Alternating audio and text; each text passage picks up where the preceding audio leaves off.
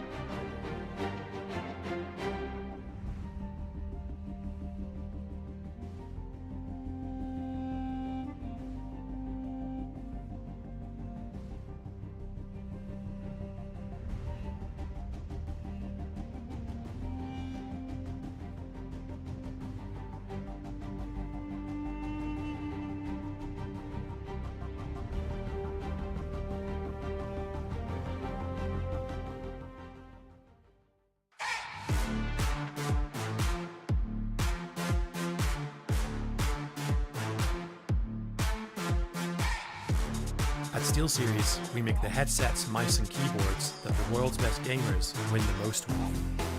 And we've been doing it since way back.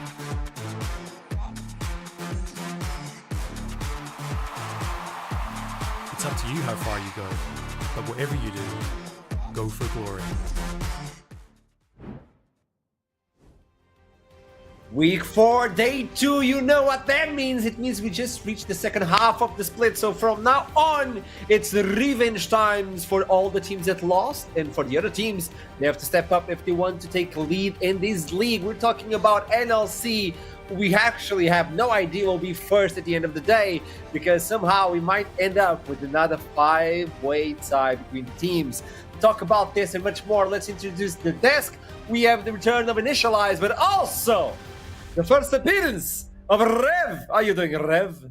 I'm doing fantastic, man. I've been longing to come over here, and finally you let me out of my cage, and I've been doing just fine. I'm here to like... Just to clear this up, I didn't have Rev in a cage. It's a hypothetical he was cage, quoting okay? Mr. Brightside in fairness. He was looking on the bright side, so it's mostly fine. It was like a pop culture reference wrapped up in there. But also Archeron is keeping us all in cages. Please help us escape. There's no escape. Talking about that, another cage. It's the casters. Well, I don't have two webcams, so I might as well slap them in together. Welcome to the show. Wait, Ruddy, who's that?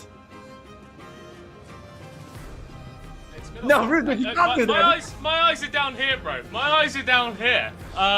He made his I've had choice. a haircut, and apparently that's really interesting, bro. I don't know. Apparently we weren't going to address it. Immediately, the first words out of his mouth, guys. The first words out of his mouth, I've had a haircut. We didn't talk about that middle cut, okay? We were talking about the show. It's not about... Do you know who's Nikolaos Copernicus? Do you know middle cut? He was the guy with the telescope. Yeah, it was an astronomer who discovered that the Earth revolves around the sun and not you, mate. Let's toss it back to the desk. Ow! Oh, that's a burn. That's gonna hurt. That's like how to get middle cut excommunicated. That's Galileo levels of burning. Jesus, I love that's you, middle rough. cut. I love you, middle cut. I mean, I hope you at least gave him some, like, you know, sun lotion, because he's already burned. So, That today's was an quite interesting cruel. day. Oh boy. I was gonna give you some time to introduce yourself, Rev, but I think it's done. Let's I'm talk engaged, about man. something else. Everybody back at home, it's your chance to be part of the league. How so? Not by being a guest just like Rev, but also by participating on the Fantasy League. So head on to Twitter, sign up as fast as possible, because you're losing valuable points. And by losing valuable points, it means you're staying away from these rewards, these prizes. We're talking about a SteelSeries Apex Pro Tiki Ale, SteelSeries Nova 7 as the first prize, then jumping into a Nova 7 as the second one, and then Middlecut's Mouse, SteelSeries Aerox 5. So it's up to you to join the Fantasy League and get these prizes. We always have something like, hey, these are the players that are at the top of the week, but since this is the second day of the week, we're not going to show you. So it's up to you to join the Fantasy League. Initialize, you're playing the league, aren't you? I am. I was actually checking out what my points are at right now. It's like I'm doing okay. I'm slightly above average in the points. I'm rank number 111, which is okay. I'm 319 points and the average is 370. So I've done all right. It's kind of like your predictions, right? It's almost like I the got same. 3 perfect days currently. Oh. So I'm tied with Veteran for first currently. He knows. He knows his stuff. So let's show for today's predictions. I'm interested to see if there's anything that should pop up. I took a peek at Twitter, by the way, on predictions, and I realized there's not a big difference. Aside from the guests and Foxdrop. Yeah, interesting. Guests, defend yourself. I mean, I've been approached by Lightside on Twitter. They've been doubting me a little bit, and I look at them. They have my boy Elijah on top. I've talked to him like last played. He has a huge rise up from the GL2D, the second division in Greece, to here. Fruity Fresh, he's been both fresh and fruity with host picks, and you know what? I think that they can strike back right now. I think with the league being so volatile, it's the perfect time to strike. But I'll be honest. I did keep myself back, only 1 point thrown over there. So I'm just, you know, minimizing my losses if I was taken away from their Twitter banter. Yeah, I agree because this is a tough game. I like how everybody's on this kind of the same page, but I think we might get a few surprises here and there on today's match. Like this is an interesting one. Yeah, I think inevitably we will do. There's almost too much volatility to say that there won't be at some point. I think the likes of Lightside, as you noticed, are a good team. I think they had an unfortunate couple games, but that doesn't mean they can't return the favour. And while there is that slight split away from them, they're only one game off the leaders of the pack right now, and I think they're more than capable, particularly if they continue to improve, to step up and challenge them. And you're also looking at teams like Verdant, Natives, Nord as well, and all of them have shown good stuff, even if particularly Verdant and Natives, it's the completeness of a game. I think that they're somewhat lacking. They've been struggling to have like all parts of their team comps, all parts of their game kind of functioning at once, and that's hurt them over in terms of winning enough games, but I still think they're more than capable enough of making a lot of our teams sweat here, bluntly. So take care in today's games. It's going to be an interesting one, but also since we reached the end of the first half and we're now approaching the second half, which is an interesting one because now they have to face off again. You know how the team works. You had more than enough time to build up some strategy or even play style, so it's up to you to showcase who you are and then head on to EMEA Masters in the top of the mountain of the Northern League of Legends Championship. These are the standings as we are at the beginning of the day. Venom Crest, DMG, and Ruddy are at the top of the standings. Nord, LLS are on 4th place, and then you follow with Verdant, Natives, and Blue Eyes still waiting for their first victory. We were told by them that this week would be a surprise. Yesterday it wasn't, so it's up to them to showcase who they are, with Custom now joining the fray as well. Now looking into the top 3, Venom Crest, DMG, and Ruddy. I know there's only a game between the difference between Nord and LLS for their first place, but I would like to hit on all 3 of these teams and understand why they are where they are and how they play and what brought them into this place as possible. So Desk, if possible, let's start with Venom Crest, since they're the first ones. I don't know why, but they're the first ones, so at least let's start with the Snake and understand how they were able to skedaddle it this way into the first place. Yeah, I think I'll start on this one because I've actually got some thoughts on Venom Crest in general. And for me, they have been a team that once again, despite changing up members, have come in once more with a really defined idea about how they want to play the game, whatever the draft is, and that cohesion they had in spring, despite player change, is still really there. And a couple members for me really stick out on that front. Lenny, still a really good sort of pseudo weak side top laner with abilities to pull out things like the Camille, the TF, the Zac, where you need something a bit spicy, but is so consistent. But that consistency allows the other member of the team that I go, yeah, this guy's got it, namely Lindgard, who was doing Herculean amounts of work down on that bot lane. Is it something like nearly 32% damage share, which of course AD carries are generally towards the higher end of damage share, but you're looking more like 25, 26 if you're a really solid AD carry. 32% is a seriously crazy number, and he's doing that much like a player like Fruity Fresh, with picks like Brand, with picks like Ziggs, the Quay kind of coming out as well. Very flexible in terms of what he's allowing the team to draft as well, which is huge for Venom Crest because they are a team that often comes in with very distinctive drafts that they are very comfortable piloting as a unit. Rev, when you look into Venom Crest, I also want to take your intake on this team. We understood like how they play individually, but what is your takeaway in like the global aspect of the team? Well, I wanna actually highlight what initially I said in the beginning, that they have a very distinct idea of what they want to do, and if you look at their picks, it's very clear cut and forward. Okay, so you're having a bulky front line, maybe just an engage from Lenny, because even the TF has that point and click engage with a gold card from a long range as well, a supportive kind of jungler, and double carry combo from mid and the marksman position. Of course, sometimes they do swap all the AD and the AP, and simply again on an engaged champion. So they know exactly what they want to do. They have that one playstyle, and that gives them a lot more practice on that playstyle. So you don't have to practice a lot of things, you just find one thing, you own it, and you become the best of it. Are they the best at it? Not really, but they are getting there. They've been punished very little, and they almost got punished yesterday as well. So all of those games that they actually scrap out a win are more learning opportunities for them to hone that playstyle more and more. at least until we get into the best ofs, because then you can kind of read into that playstyle, prepare versus Venom Crest, and be able to punish them. But until then, I think that this is a very solid choice for them to secure the EMEA Masters slot. And I like the way you bring up that they have a plan and they know how to execute them, specifically because they never lost a game once they were ahead at 15 minutes. And also they never lost a game playing on the blue side. They're going to be playing blue side today as well. So that's really interesting. They bring up the plan, they're like, hey, we're really good and efficient at this, and nobody can stop us. My question to you, to both of you, and start whoever wants to, is this like a mirror from Spring Split, where they're like a one-trick pony, or there's a big difference? Because once they found out how Venom Crest worked in Spring Split, it was done.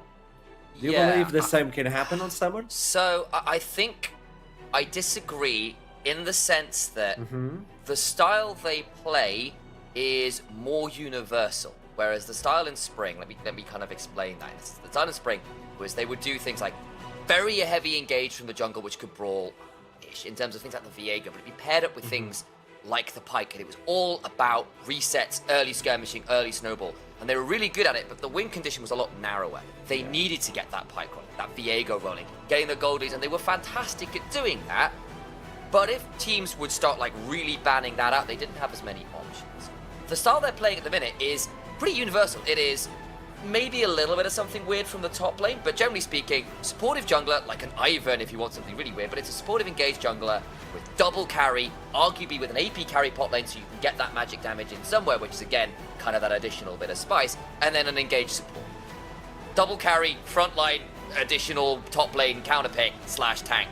That's very standard League of Legends. There's nothing in there that is super, on paper at least, that crazy, even if one or two of those pieces get adjusted around to add in magic damage bot lane or something weird like an Ivern. Love it. So we got an identity already figured out from Venom Crest, but what about the MG? This is the team that, in my opinion, is quite interesting to follow due to the fact that you have a lot of stars. And everybody can be a star on this team. If someone falls, another person will rise and take their place on that match. Don't you agree? Yeah, I mean, you were hyping up Bucci for me in the green room. His Renekton seems to be all the hype. He's one to play Gragas. I know for a fact that they are the only team to make Senna work right now, and I really love the fact that they're not just focusing on the Nautilus for the farming partner. They can go Subterranean. That shows to me that they can actually play more things, maybe the Ore, maybe some Wukong, bring up the old spice with the Senna bottom lane. And once again, this also frees up a lot of things in the draft, because they have been getting Senna bans from the enemy team. They have been getting Hwei bans from the enemy team, which is not what you usually see. Especially, especially when you play from the blue side, usually. Then suddenly you have all of those free picks, like the Skarner maybe, like the Rumble, all of those picks that are still universally considered a must ban from the red side. Plus the fact that everyone can carry when they're a good day makes them maybe the most versatile team in the NLC. And so far so good, because that means that you cannot really read into them and just with a day's worth of practice make sure that you know what you're going to play against and how to counter them. But on the other hand, you know how to say jack of all trades, master of none. That's the only thing that kind of worries me, that if they diversify the play by too much, maybe they don't know exactly the limits and how to execute greatly any one of those plays. Yeah, I think I also want to highlight a player like Bitset as well, who I think has really shone when he's not been on those kind of AP farming junglers that have really risen in priority. The Jarvan game against Ruddy in particular was absolutely foul. That was practically illegal to stream. It was ridiculous. He could do no wrong. Every engage was the best thing you've ever seen. He would like flag and drag bot to have a double teleport on the flag to go down bot lane. I think that's the other thing that really stands out for me, is how ready and willing the solo laners have been to join up with the jungle to make those kind of really snap counterplays or those really snappy engages with the teleport angles as well. That's made their mid game very, very dangerous, and I think at ERL level in particular, where sometimes the teleport plays can be mixed, shall we say, they've been some of the best at that as well, and credit out to Scatterrod and Bucci linking up with the other members of the team to make that happen. It's been a while since I've seen the Jarvan flag used as a teleport location. It's spot on stuff. It's sort of the fairy tale as well, don't you agree? Because you're going from zero to hero, from zero spring split into hero on the summer split. It's such a big difference, like revamping the entire team. And keep in mind that one of the games they lost two. One of them, they had a sub. And then Bucci came back and they were like, oh, by the way, I can play Renekton. And he solo carried. So this is an interesting take as well. Keep in mind they lost the game with a sub. And they're still tied up for first place. Now, the last remaining team that is also from zero to hero, but they were the heroes of Spring Split. And supposedly they should be the heroes of Summer Split. And they're still the heroes. It is Ruddy. We talked about them. And now, bloodbath team this is. But it's interesting to look into this, and they revamped as well, and they're so powerful. But can they play from behind, though? It looks like they can't. I really like the term solo queue-esque for teams like Ruddy, because they tend to have the most fun. Do they play with the most structure? From an outside perspective, certainly not. But the lack of structure can be some sort of structure by itself, because you are making the battlefield into a chaos field. You're actually forcing the enemy to play into your own chaotic tempo, and not everyone can adjust to that tempo. Now, you know that you have Alex, you have Hitroken, who can just go in head first and execute all those skirmishes perfectly, even while flipping at all times. But the enemy teams maybe cannot. The enemy teams maybe need to have a proper structure, need to take it step at a time, never skip anything, and that could be their downfall, because as with everything Ruddy, they actually blossom when there's anarchy and when there's just content, even if it is just banger games or just forcing the enemy to do stupid things on the Rift. And to an extent, you're right. But I will say there is another side to the Ruddy coin, which is they are probably the best team in the league at facilitating some of their solo laners to really get value out of a wide map state. Partly because Kuturikan has been the AP farming jungler. He's played nothing but carries that build Fated Ashes in the jungle. Was it 3 games of Rumble, 2 of Karthus, 1 of Taliyah, 1 of Brand?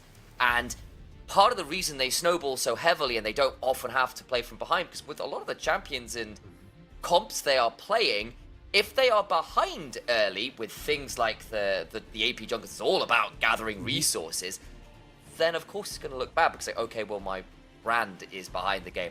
That's not great. Or those kind of things. And then they tend to take that and play it so you can jump forward on the Yoni, and there's a Karthus coming down on top of it. And so that side lane 2v2 is suddenly a 3v2. And for all it is chaotic, and Ruddy is certainly not shy to pull the trigger, they have gotten, at their best anyway, very good at pulling the trigger in a way that is very difficult to respond to, because their cross maps, their abilities to play to those side lanes and those wider map states is probably among the best in the league, at their best. I agree. There's always like a positive and negative, and they're like, well, they serve for both of them really hard. It's like either we go really positive or we crash and burn. Talking about that, let's look into the first game, because it's specifically Ruddy versus Blue Whites, a team that is searching for their first victory. The first time they met, well, it was kind of complicated between Ruddy and Blue Whites. It was the showcase of Ruddy as well, but that was the lane, or at least a face-to-face, that highlighted to me, and this is interesting because on one side you had Nata, on the other side MKR, and I believe for Blue Whites, this is the gentleman that is keeping the boat moving forward.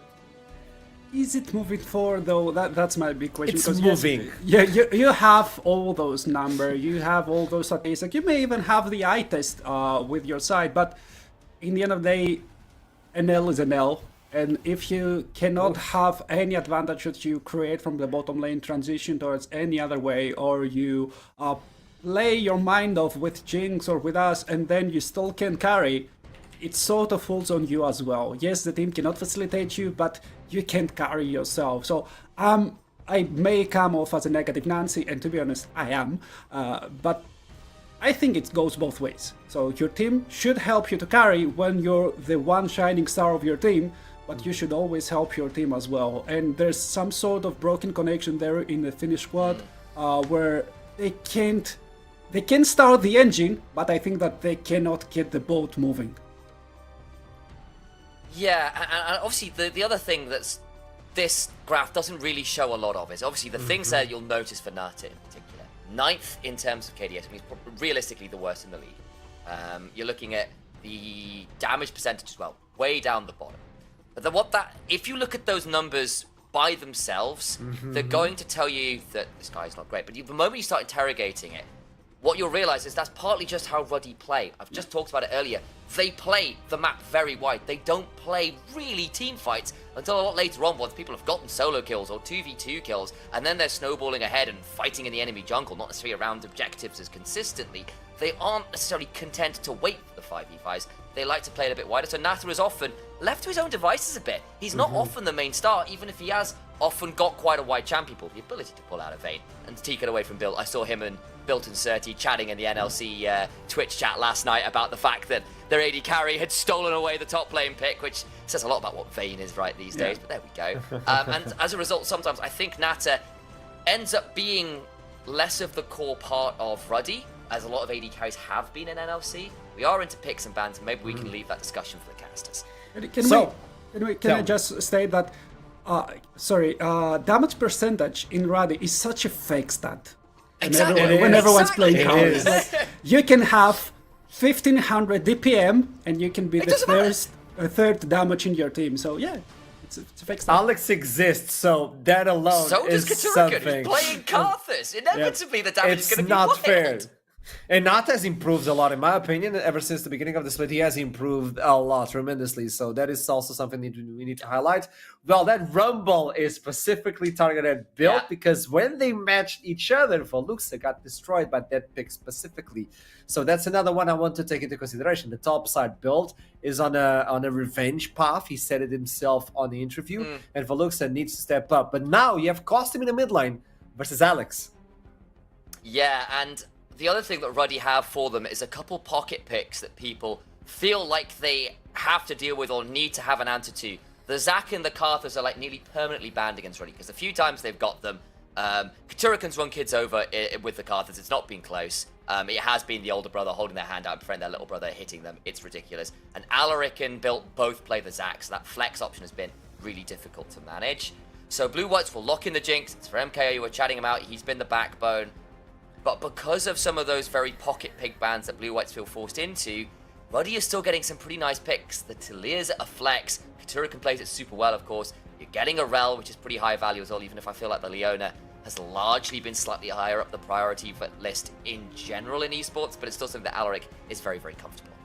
And I don't really think that at least for Ruddy, Talia is that much of a flex. I think it will go towards the hands of Kiturok and Alex. Yeah, we're expecting that. Yeah. Really enjoys all those AD picks, and it's the flip of the month, right? AP jungler, AD mid laner with all the Tristanas, Lucian, Jaycees again showing their faces. I would expect a lot more Maokai, especially since Maokai right now can build Faded Ashes. The build that indicates that you go first for the early entries, then go full tank, so it kind of cheats the system. You can play support for your team, still play AP if you wanna influence Kitoroken into picking that, but I still feel like it's very nice with an AD mid laner. However, it's very hard to play all those melee carries like the Yone with a Sejuani and a Poppy from the enemy team. Yeah, the Poppy in particular can be pretty annoying for the Rel and potentially this Kai'Sa to manage as well. And we know how Ruddy does like to play, and it often is with kind of quite aggressive, high mobility carries that are enabled by an AP jungler that can impact the game from either pressing R button somewhere else in the jungle or joining the play very rapidly, like the Talia. So this all makes sense, but I do like the fact that Blue Whites have got some ways to keep that Jinx safe. And I know a couple weeks ago he's saying, look, how are NLC teams managing the Jinx? Because at the minute it feels like she's getting free compositions to be quite safe in and do a lot of damage from. Like some Xtrox, Namex doing serious work on that. Feels like Blue Whites are trying to cultivate a comp like that. But Talia from Katurikan, if you can find a good angle, the Kai'Sa and the Rel similarly have got ways to access that Jinx. So bringing back that question that Blue Whites are posing, I feel like Ruddy are at least trying to answer as we are getting through that second phase of bans. A couple of those AD mid laners on the other side, getting rid of that Hui, and of course the Renekton and the Veluxa often likes to default. Yeah, I was gonna say that. You may ban Zed and the Corki, but Yone is still available. You can't ban away Alex. It's impossible to do so. He will go for that hard carry every single time. It's still not locked in, but he's just fancying it and showcasing that even if I don't pick this, I can still pull it off. And there you go. This is a menacing team. You're pulling the brother versus Alex? Not a great matchup individually. I'm Yeah, not sure like- about that one. Yone tends to beat out his younger brother, generally speaking. Not As really. usual, Round you know. 5. The usual. I honestly don't hate that. It's just like a really easy go button. That'll probably be okay. You're into a fair amount of people you can stack armor against, but they're moving away from that. So Syndra, I think they need some magic damage somewhere. They will decide to go for the Syndra. Can be a little scary if you misuse your Scout of the Week, because then you've got a lot of people who pounce on you with very little remorse. Yeah, I think it's like the Yona right here is both a curse and a blessing for the side of Ruddy, because they do have the tools now to reach the Jinx, but it's a double-sided dagger. If you miss your ultimate, then you're kind of doomed in that team fight. You can never reach there. I would really like to see from Ruddy some long-range engage, maybe a Gnome, which can also be a huge menace for both the Syndra and the Jinx, both long range, immobile carries, both set up. You can set up for a Kai'Sa to just initiate a deep dive into the enemy backline.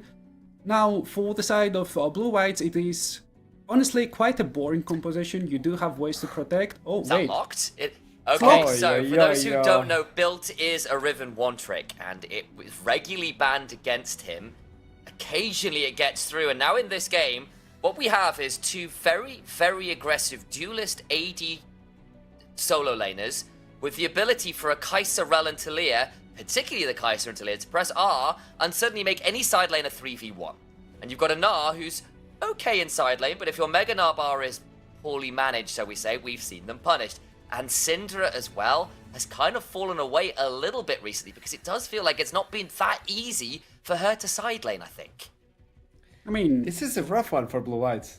it is, because This is they the need to make sure that the game is not blown wide open. The moment any one of those lanes for Ruddy starts to snowball, the game is kinda unplayable for you. The Riven, you can deal with her 1v1. The Yone, the same. The Kai'Sa, we've all seen Kai'Sa's carry game from just having like 2 kills in their pockets and building those 2-3 item spikes earlier than usual. So at any point, any lane from the side of Ruddy gets a lead, it's going to become very, very hard from blue-white to get back into the game. However, if they manage to play it slow and steady, they do have the tools to shut down anyone. Kai'Sa's ultimate, it's a dash. The Rel, her engage is a dash. Taliyah has a dash, the Yone has a dash, and of course Riven is a dash by herself, so the Poppy can actually shut down everyone Huge with just value, yeah. one spell. But in order to do that, you can't give a big lead into Ruddy, and we know how they play with that lead, but also, how are they going to play in the second half of the split? Might as well toss it to the casters. I'm just going to say it. Ruddy take it away, and an intelligent man is there as well. Middle cards. Whoa! Oh my! Oh! I'll just leave, I guess. I don't know. Oh, this is a good day. No, you don't understand. You don't understand. What I've realised is the bandana. Yeah. It meant that Archon wasn't taking me seriously. As soon as I've grown up, I've cut my hair, Yeah. shaved a little mustache as well. I'm getting the glazing. That's what it's all about. No, you know what? You've been earning respect from the NLC team, and now by transitive properties, I have to lose respect. I'm guessing is the answer. So, Arshram, I respect the fact that you've gone for it. However, this will not go unretaliated against. God, You'll be fighting words. Well, hopefully we're going to be getting a fair bit of fighting in this game. I think that Blue Whites and Ruddy, both two of our slightly more aggressive teams, and it's really worked out kind of in opposite fortunes for them over the first round robin. Ruddy obviously tied for first. Blue Whites still searching for that ever so elusive first win. But we've got a Riven in this game, Rude Dude. Yes, we do indeed. To find out quite how it gets on, we better get onto the Rift and have a look.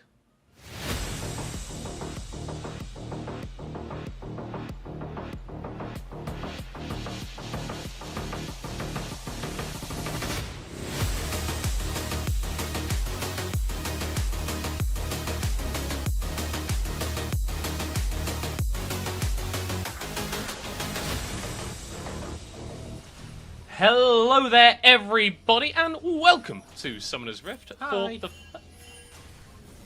Well, you were already here, so we didn't need to welcome you. But everyone else, Oh. welcome to Summoner's Everyone Rift say hi. for the first game Yes. of the second round robin. And before we disappear for that very funky intro, we were talking a little bit about the Riven built contract mandated single Riven game per split. He played it in spring. Didn't go too well for him, though. No, if we harken our minds back to spring of 2024, Built got one game. It was up against Bucci. And honestly, in the laning phase and through the mid game, it was underwhelming. However, Built was able to get to 3 items and played a late game Riven as opposed to a 1v1 versus a Gnar on Riven. And at that stage, Built, the expertise, the prowess, it shone through. Was definitely very important to the Ruddy win in that game because Ruddy were able to take the win in that one. And Built was a key part of it, finding really good engages as we got later. All that to say, it was definitely difficult to begin with. Pairing up with Kitrukin now for a bit of an invade onto Veloxa, who is taking a whole heaping of damage, flashes away, and Built not getting overhyped. We'll take the summoner spell and middle poppy real. Do you flash that wall on auto, Veloxa, if that's you? I mean, I do every single time, but Built is a little bit better than me, and that's 2 flashes in the first 2 minutes, burnt by the Ruddy top laner. Riven diff. I don't know what to say. Just pairing up nicely with Kitrukin, and now this is going to be a complete topside trio collapsed for Ruddy, stealing away the entire topside if they so desire. Options for the Tillian to skip out on the Gromp, make sure that they're making their time efficient, being able to get around the rest of their own jungle as well. And obviously, if you can get a 3-camp start, there's absolutely no reason not to. I think the sort of dagger from this play for Blue White is that you're delaying what Yones is able to do, right? No. Not even able to finish up his red buff, and that's a real shame for this squad, because I think if we're looking at players that have been standouts, that have been consistent in some of the high level performances, Yones is right at the top of the list. Yeah, Costum came in with a pop-off LeBlanc game last week, but since then the performance has not quite been as high a level as maybe Blue Whites might have liked. Yones, though, as you mentioned, consistently one of, if not the best performing member on this Blue Whites roster. So setting the Sejuani behind is going to be really felt by Blue Whites. Yeah, he is eventually going to be able to get a camp, though. I am assured. And with the jungler incapacitated, it's Eget who is going to get to ganking duty, roaming on the poppy, getting the stun onto Alex, and it's first blood for the team from Finland. Perfect! Gank into the mid lane, slams Alex into the wall, first blood for the poppy, hail of blades, ignite, lovely engage early on. TP used from Alex to get him back into the mid lane, so the experience isn't going to be too bad. It's going to be quite easily picked up, not something to be missing out on. Well, that's what you love to see. Like you mentioned, jungler down, hey, I will take up the mantle. And if we're talking about Yones as probably the most consistent member of Blue Whites, Eget has been... X Factor is perhaps too strong a word, but he's been willing to incorporate chaos into the game, as bot lane is not going too well for Blue Whites. MKR not quite going to burn down to that ignite, but heavily pressured away, and Alex maybe even looking for something here. The Chompers flashed over, and a kill secured for Ruddy. Yeah, just a quick snapshot of how far Alex was able to gap close on the Yone there. He was on the other side of the Drake wall, and the Jinx died between the 2 turrets, so you tell me which champion has balanced mobility between the 2 of them. Nevertheless, a great collapse from Alex as he's only missed 2 melee minions going for that roam, and has found himself a quick kill as well. So able to find a little bit of a reprieve, maybe a little bit of vengeance down into the bot side as well. Yeah, and a consequence of that early jungle bullying that we saw come out from Ruddy is what's occurring on the minimap in the sort of little picture down there. Kitrukin has been able to clear through his bot side and is now pathing towards his top, where all the camps are available. Yones has done everything that he can, and now he's looking for a little bit of something potentially in the enemy jungle to grab something back, although Alaric going for a roam of his own. Veloxa still without the flash from the level 1, stunned, comboed down, and it's a kill for Built. Roam timer from Alaric, very straightforward, very simple, but sometimes simple is just as effective. Goes back to base after a bot kill, walks straight to the top side. Look at the wave down on that bot side. Doesn't look like Nato is missing out on too much, as the Jinx will be able to push that wave on in after the bounce, and even showing face in mid lane just a little bit as well. Wonderful timer, just the basics from Alaric, just on point. Yeah, looks at Egets and goes, anything you can do, I could do a little bit better. Both supports getting involved, and we're already starting to see some leads emerge. Built, perhaps remembering the last time that he was allowed to play Riven versus Inara, and is doing a lot better this time around. Has got that kill and has built a bit of a CS lead for himself too. Absolutely, and given a decent early start as well, just forcing the flash of both the laner and the jungler means that you can typically act a little safer as the Riven for the early stages of the game. But Built, if they get to that later game stage that we anticipated and that we highlighted was their stronger suit, if they get there sooner, you can only be scared for Blue Whites. Obviously, coming into this game, before the draft, Blue Whites definitely the underdogs coming into this. Expectations are that Ruddy are just going to win this game and it won't really be too much of a challenge, but any form of put up or shut up that Blue Whites are looking for, going to have to come from Yonez, and that was really difficult given they'd already been set behind. Alaric here on another own. Customers relatively low on mana. Flash over the wall into the stun, into absolutely everything. Easy as you like. Alex snaps back, and Custom snaps back to reality as he goes back to the fountain. Very important timer once again from Alaric. Flashing over, not even using the Hex Flash, just knows that if he lands on the initial CC that the kill is secured. Beautiful layering as well. You'll notice Custom still has Flash, didn't get a chance to use it because he knew as soon as all the CC had elapsed, he was already dead. Great work from Ruddy, and Alaric in particular, moving around the map, has now found kills in all 3 lanes.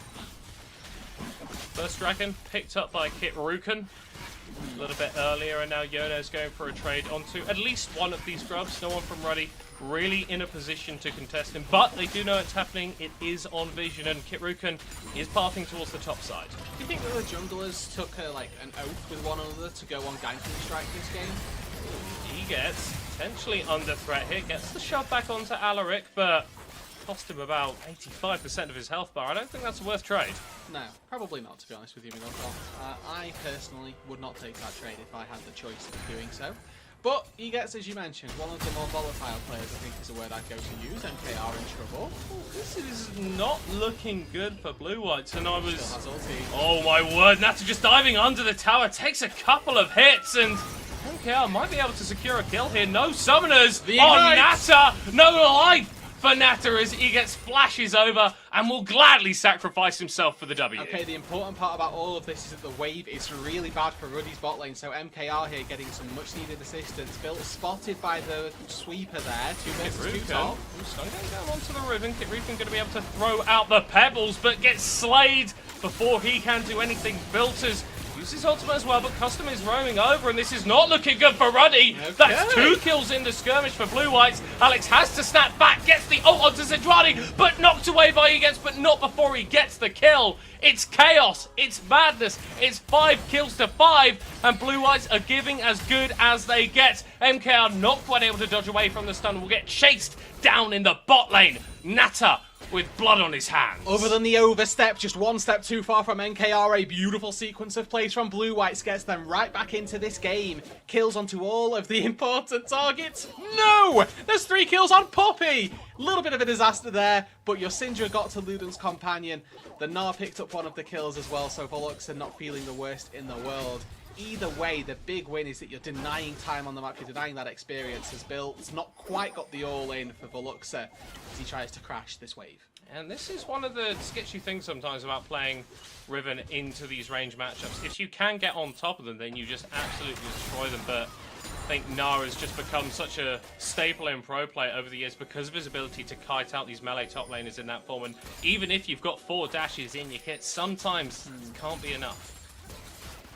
You see Yonez sniffing around on the spot side here. He's going to be the one to spoil the party. Alaric and Kit Uraken both here. TP is going to get pulled up as well, and Blue Whites are responding to the play coming out from Ruddy. MKR already taken incredibly low, but Yonez is able to tank up in the front side. Stun dropping down onto Alex, 60% HP on the Ruddy mid laner, and a good response from Blue Whites to dissuade the aggressive play in bot lane. So importantly, that's a TP advantage for Ruddy generated. Custom used the teleport there to make their way down and try and prevent a play from going on. Successfully touched so, but Alex the one who keeps theirs. Oh, every time we pan down to this bot line, it's Blue Whites under pressure. The Chompers crucial in keeping Eagets alive, and MKR might be looking for a little bit of a turnaround. The super mega death rocket not quite hitting its target. Yeah, that's a double kill, by the way. If that connects, the get excited means that you can chase down or at the very least try and force some more spells out of Nata, but MK are not quite able to connect on it. Nice little juking from Alaric keeps himself safe as he gets a little bit unsure of where they were backing, thought about the gamble and decided, hey, you know what, we'll take it. I love this player. Yeah? I absolutely love this player. What did you say? X Factor? That's the X Factor we didn't want to see. I'm thinking Y Factor, you know, like, why have you just done that? Okay, you know what, fair enough. It's definitely not the best use of a Poppy ultimate. I think that's the best way of phrasing it. However, we're going to see some more. Yeah, I think might need to hold that point as Alaric's roving over. He has been absolutely all over the map. But you're right? It's not the best way to use the Poppy ultimate, but really, what we're going to be complaining about is if he's messing that up in the big team fights, and Alaric has messed up here. Flashes, but still gets hit by the stun, and Blue-Whites have swapped their bot lane up to top side, hunting for these grubs, and with Alaric off the board, they might be able to pick up a clean sweep of these. Yeah, I think they've caught all three of them, to be honest. They came out hunting and they've caught exactly what they were after. Nets are out and everything. Nice move from Blue-Whites. Find a kill. Taboo. Wasn't ever going to be matched by Nata, but now you've got a Jinx versus a Riven, a little bit tricky for the Jinx, and they do need to give a little bit of support over as now Built and Kitty and they want to try and stop this final grub. Yeah, Custom was on reset. Doesn't have that teleport to join this potentially, but still Blue-Whites are able to pick up all 6 of the grubs, and he looks like he will give his life for that play. Ultimate invested by Alex, they're able to get the kill, but traded over Kit Rukan falling down, and honestly, I was getting a little bit lost in the source, but the longer this game goes on, the more I feel like Blue-Whites are actually matching Ruddy in some aspects and straight up beating them in others. And as much as Ruddy come into this as the heavy favourites, I feel like it would be very on brand for them to lose to the 07 team. The team yet to find their first victory, but just not quite able to finish off the game. Wouldn't surprise me. We've seen Blue-Whites actually find these slight wins in team fights. We've seen them have good skirmishes. There's definitely hope in their early stages of the game. Their pitfalls, their faults come from when they're pushed, when they're pressed later on in how to play the map. If they lose out on those trades, that's when they start to struggle. Yeah, I mean, you look at Custom's first game coming into this roster, right? Put up really good numbers on the Blanc. Blue-Whites had a significant lead, but they weren't able to close the game out. They weren't able to get that W. I feel like this team has had so many false dawns where we thought they were turning the corner, but fundamentally weren't able to do it. But they have been improving week on week. Yes, it's a slight lead for Ruddy in terms of the gold department, but if any member of Blue-Whites honestly is left alone with the tower for a significant period of time, those 6 scrubs are going to do massive amounts of work to get that tower down and get them a map advantage. Question then becomes, how easy does it become for them to play those side lanes well? The Syndra should never be bullying the Yone in the side lane. That should always be Alex winning out in that 1 versus 1. And Bill, we're expecting him on the Riven to be bullying around Veloxa as well as Alex hops forward, hops back near instantly. Alaric just zoning away Blue-Whites from this dragon, and Ruddy take themselves their second of the game. It high rolled into an Infernal, so definitely a Drake that these teams are going to be wanting to fight for. Oh yeah, like I'm thinking about...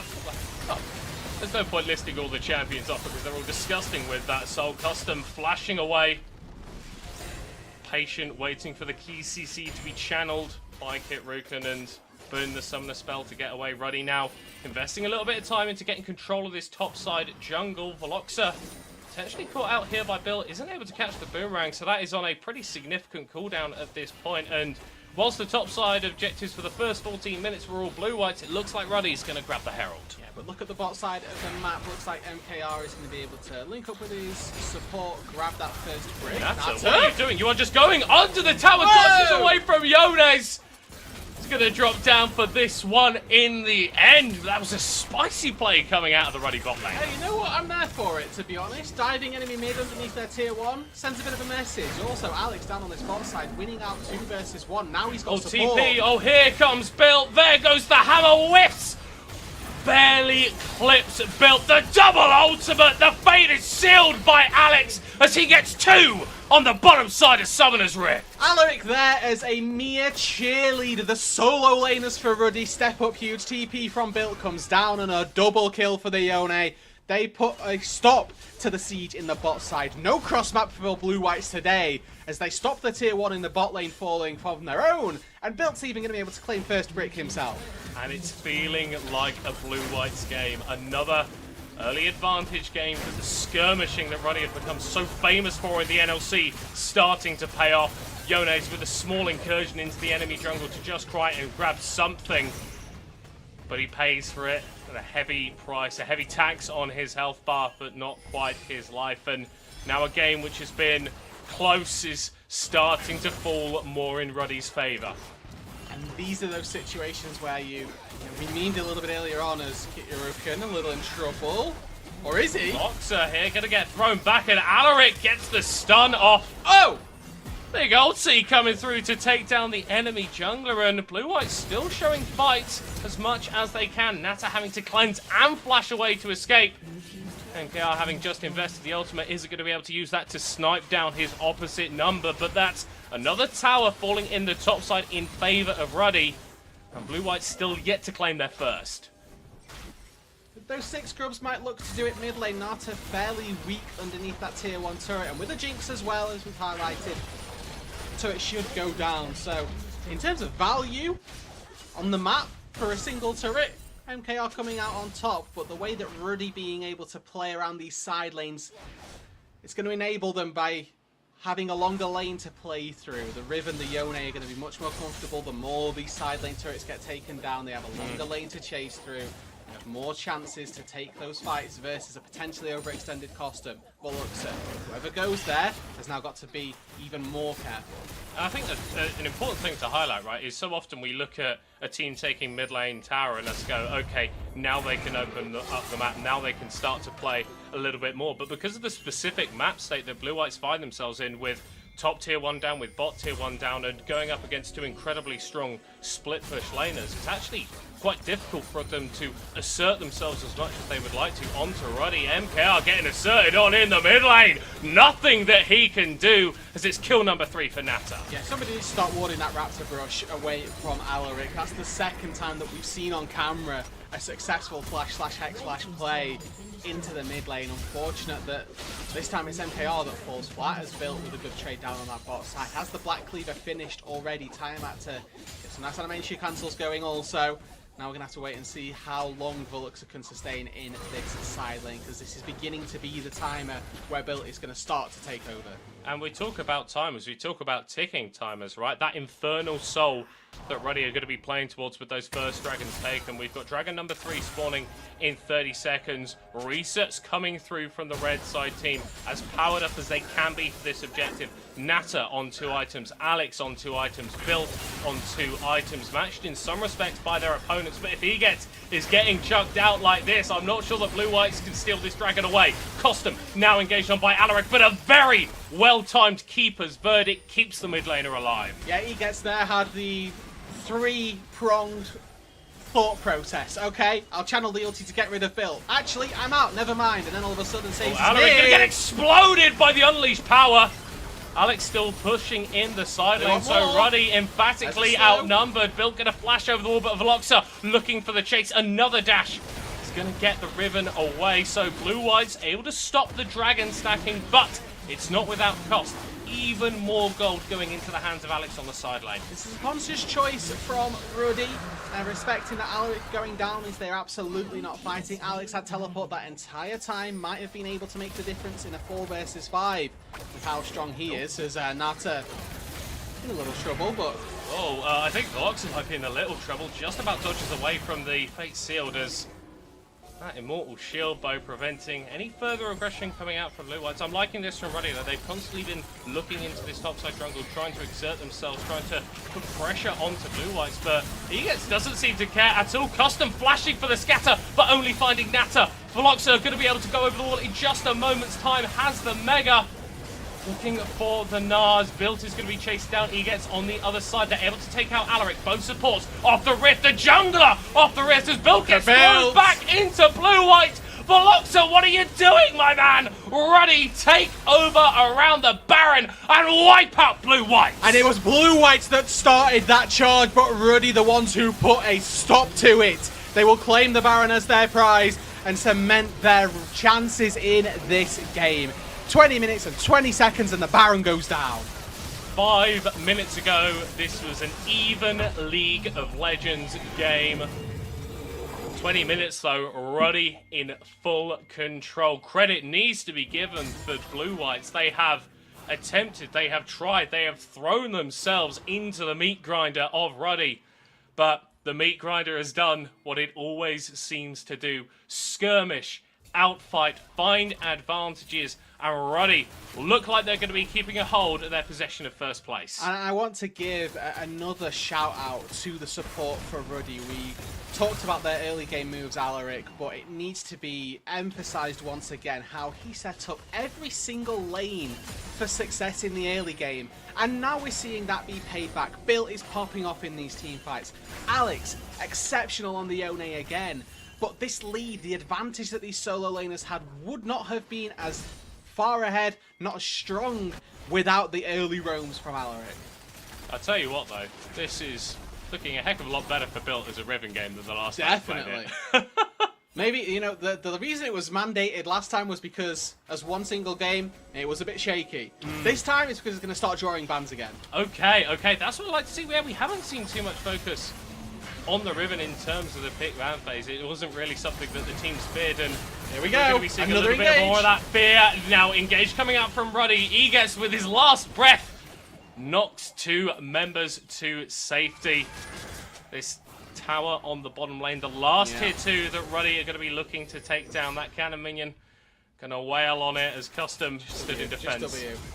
But I mean, with all the attention they turned to the bot side, top lane's crashed into the turret, mid lane as well, a little bit extra, and now Custom's in trouble. Yeah, and once again, it's Alaric setting up these plays, and it's Alex benefiting from them. That inhib tower is not long for the world as Ruddy continue to split the map, continue to pull Blue Whites apart. Yeah, now they try another fight onto Egetz. Nice chunk. Alex is there though! Oh my god, every single time the ultimate's just absolutely lethal from this Ruddy man in the Ruddy mid lane. Alaric looking for a little bit more as he's going to be diving under the tower to take out the Loxa.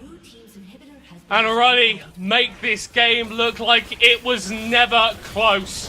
4 corpses on the side of Blue Whites. The respawn started to come through. The towers dropping down in the face of Ruddy. And it's win number 6 for the lads from London, for the lads from Ruddy. And try as they might, Blue Whites not able to find their first win. A valiant effort the first 15 minutes, right up until the 20-minute Baron. They looked competitive, a very real world where they could have taken a game off of Ruddy. However, the final fight that put the nail in the coffin was one that Ruddy were more than happy to put and hammer home themselves. It feels like almost the G2 effect in some way, Rude Dude. Doesn't matter what happens early game, doesn't necessarily what happens. I mean, did we even reach mid game at that point? Because at the end of the day, only one Nexus is going to explode, and that tends to be the opponent of Ruddy's. Exceptional performance from those guys as they start off their second round robin with a win. Blimey, that was quite a game. That was quite a game. Fortunately, we have got 3 more. So what we're going to do, cut it to a break, give it to the analyst desk, and they'll prep us for the next ones. Break it down, step on the gas, let's get out of town. We're gonna break out and have some fun. We're gonna do what we never done. Oh yeah. Come on, take your body with you. It's a money weekend. Everything we wanna, we go do. It's leisure, we go do.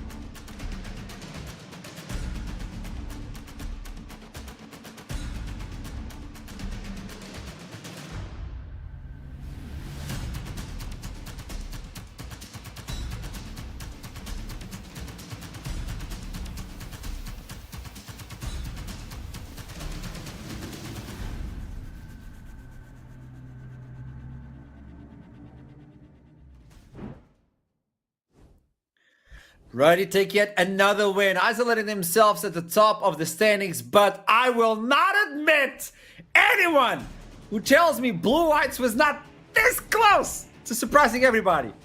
I mean, I'll disagree a little.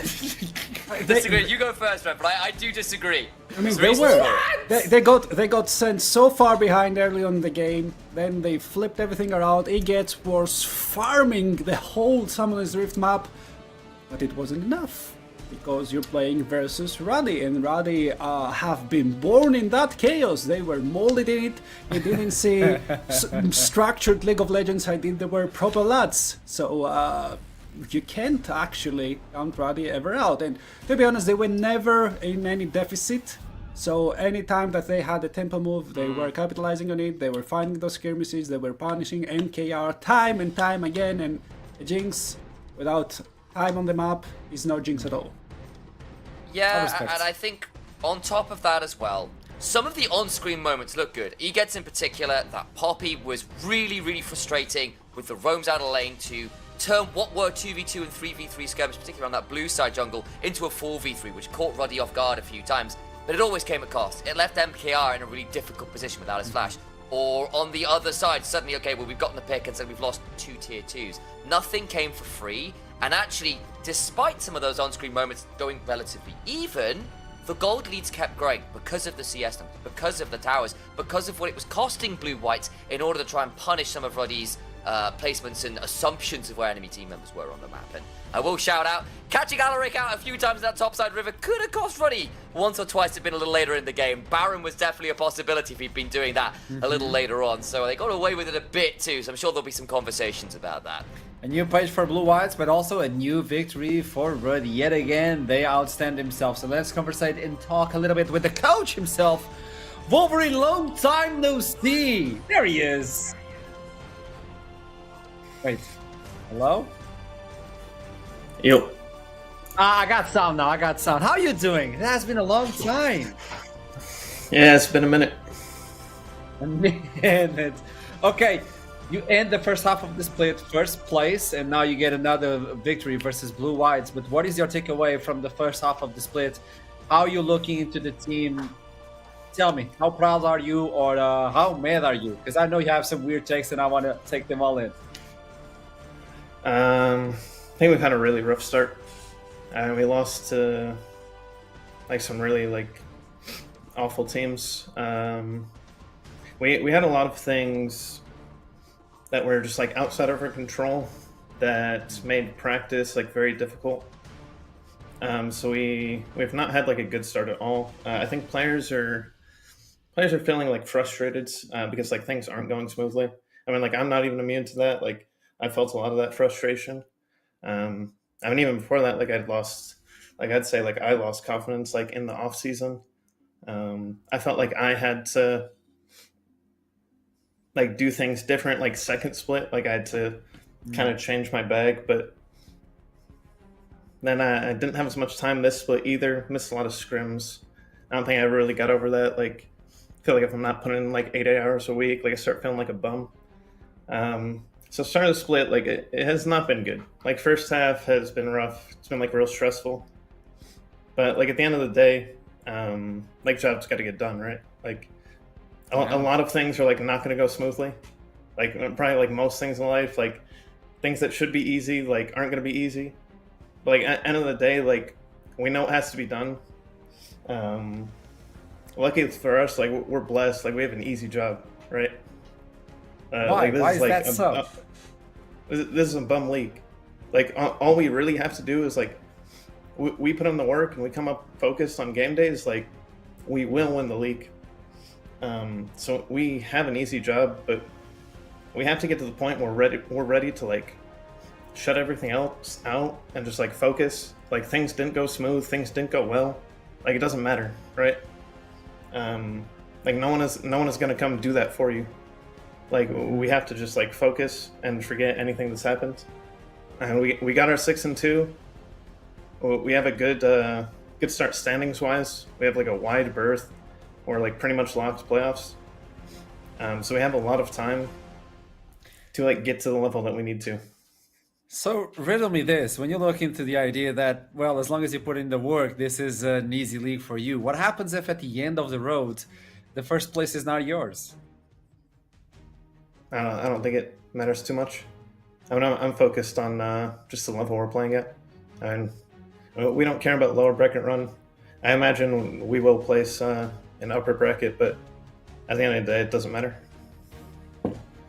Okay, you think you'll take the league regardless? Like at the end of playoffs, it's going to be yours. And postseason is where it counts, right? Like where you come into postseason is irrelevant. Like you have to beat all the teams anyways. Yeah, I see. Thank you so much, Wolverine. Best of luck, and let's see at the end of the split. We'll talk soon. Yeah, no problem. Appreciate it. Because I understand some people may look into these sort of interviews and say, why is he saying that?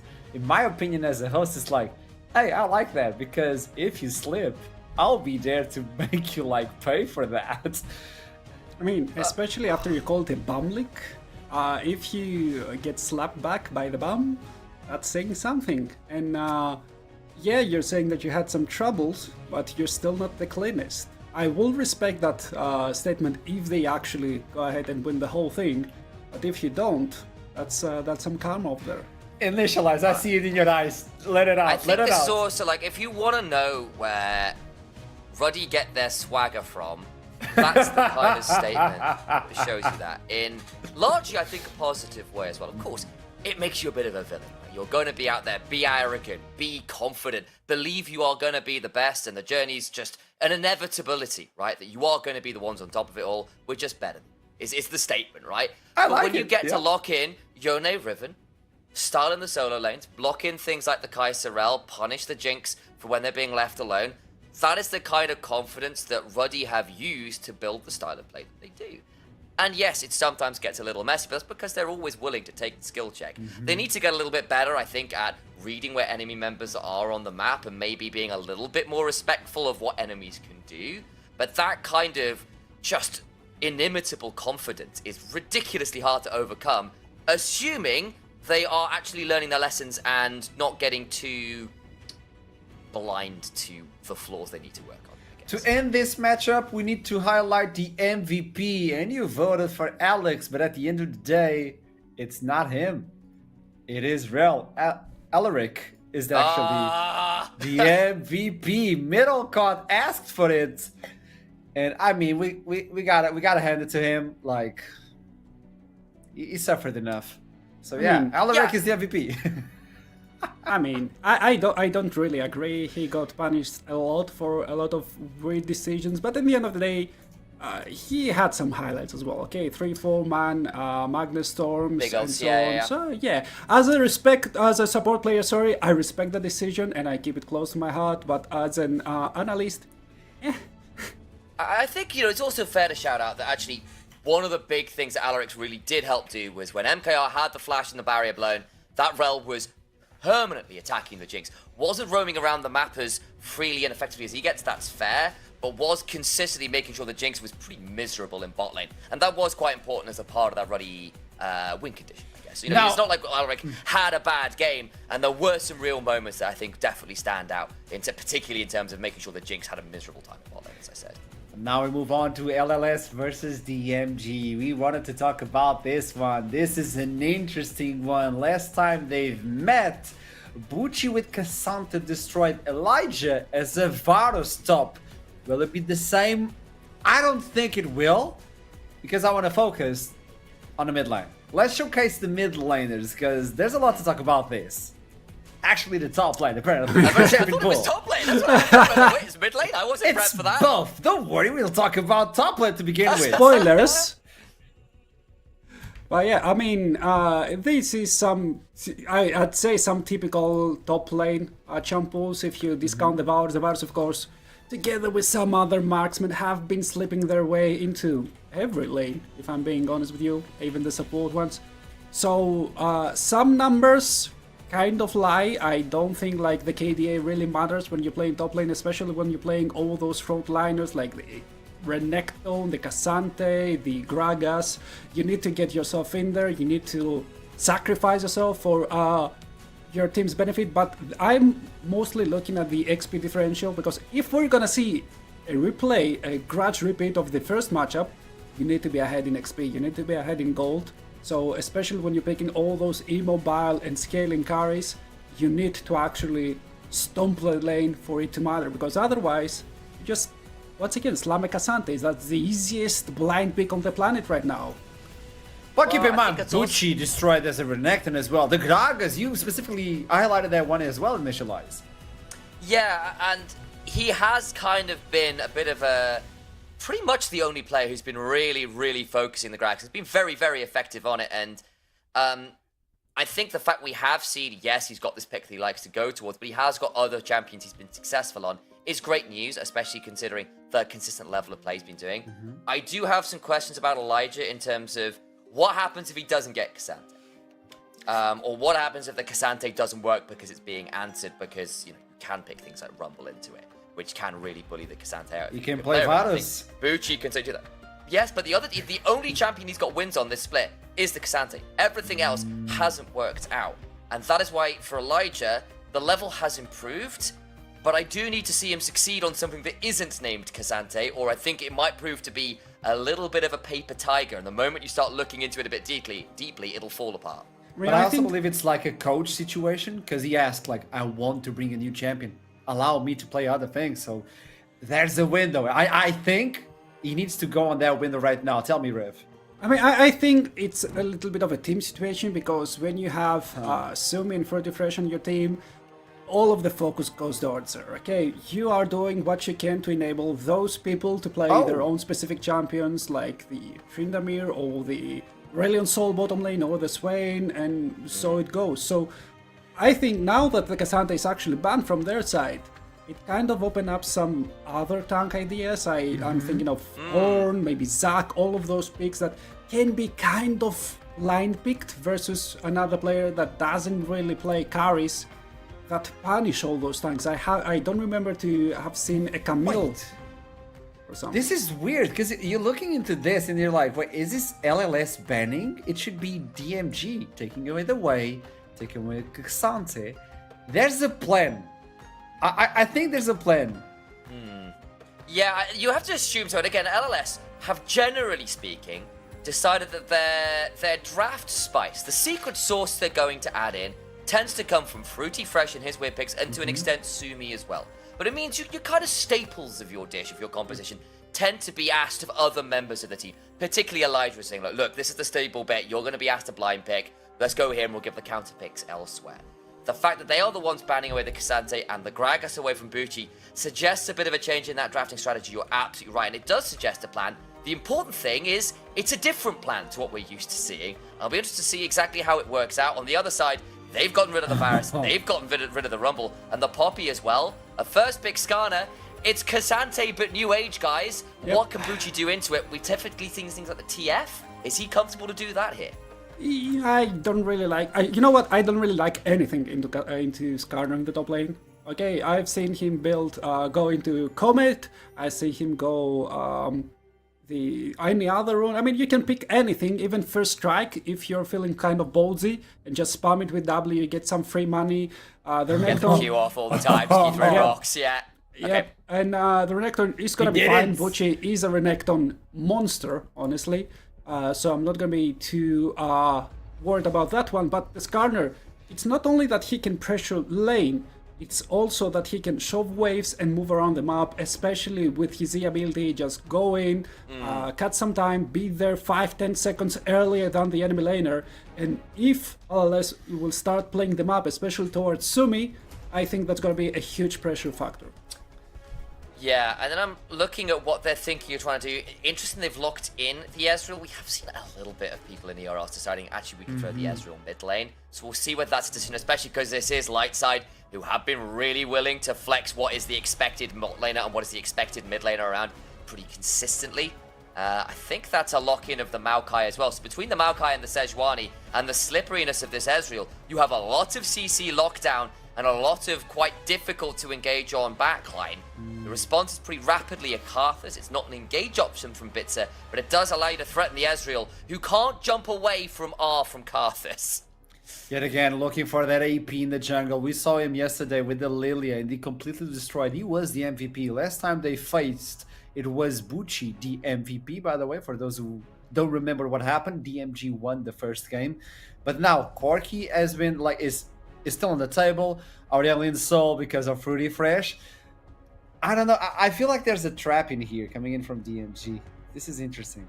Well, the trap in some ways is sprung, right? Because Tristana Karthus is nearly unbeatable in a side lane. If the Tristana gets the 2 items, you jump forwards and auto and press R and you knock someone away, and then Karthus presses R and you die. It's what happens. It's the meme of you looking into the sky like... Yeah, it's mixed damage, and Tristana and Karthus both scale obscenely well. So your ability to play out those side lanes in particular is really hard to mitigate. Of course, you have got the Maokai and the Skarner who are pretty good in those team fight scenarios potentially against those guys if you don't have decent frontline to deal with it. But they've still got one of the premier combos from whatever region you care to look at right now.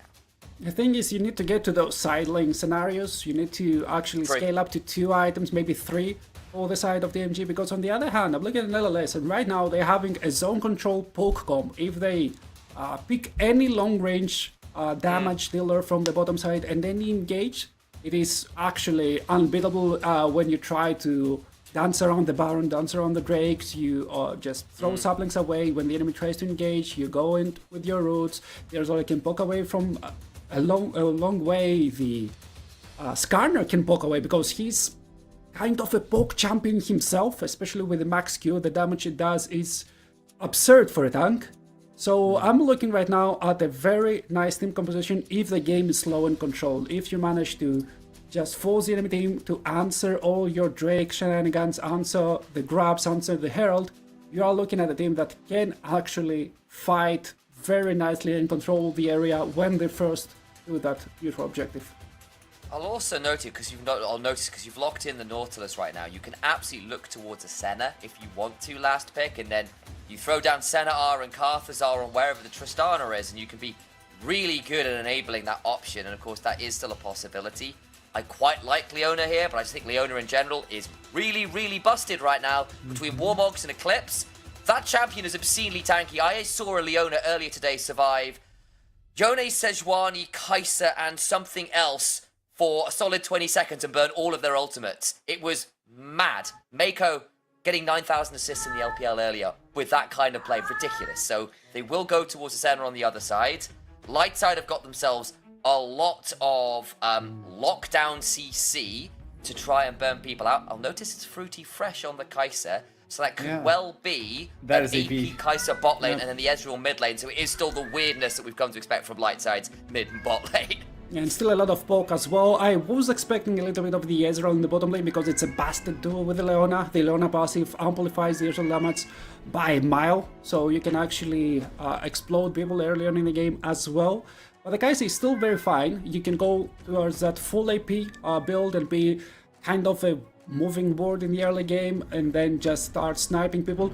Or I've seen the ye old kind of hybrid Kai'Sa with the AP scaling in the end. Nash's Rage Blade kind of build. Yeah. And then when you hit that 3-item power spike, your zone control once again spikes through the roof. Well, two teams that are still looking for the top, but tell me, Initialize, before we toss it. Okay. If Lightside can get to 2 items for free, their team fight is going to be obnoxious as hell. So much scary frontline, double item AD carry with all that frontline, always a good call. However, their wave clear sucks. It is very short range, and it's an Ezreal R. So if that doesn't happen, Tristana could snowball this game out of recognition with so much support to allow her to shove turrets for free.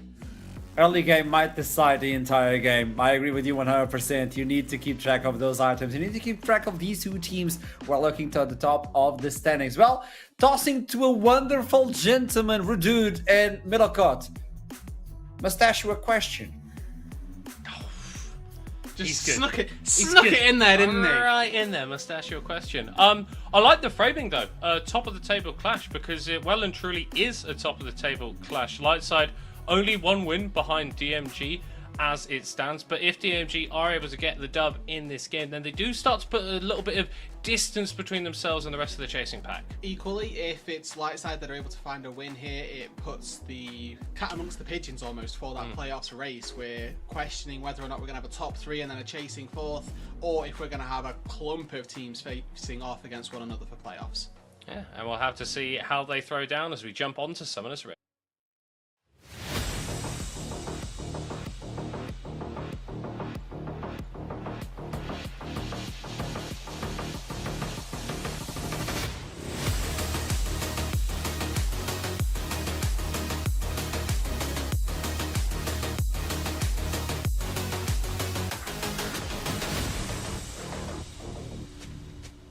Let's go, everybody. Game number 2 of the second round robin. Lundvis Lightside, to give them their full title, facing off against DMG, which I don't believe stands for anything. But we have got a game on our hands. And Ruddy, I want to be drawing our attention towards the top side to start us off.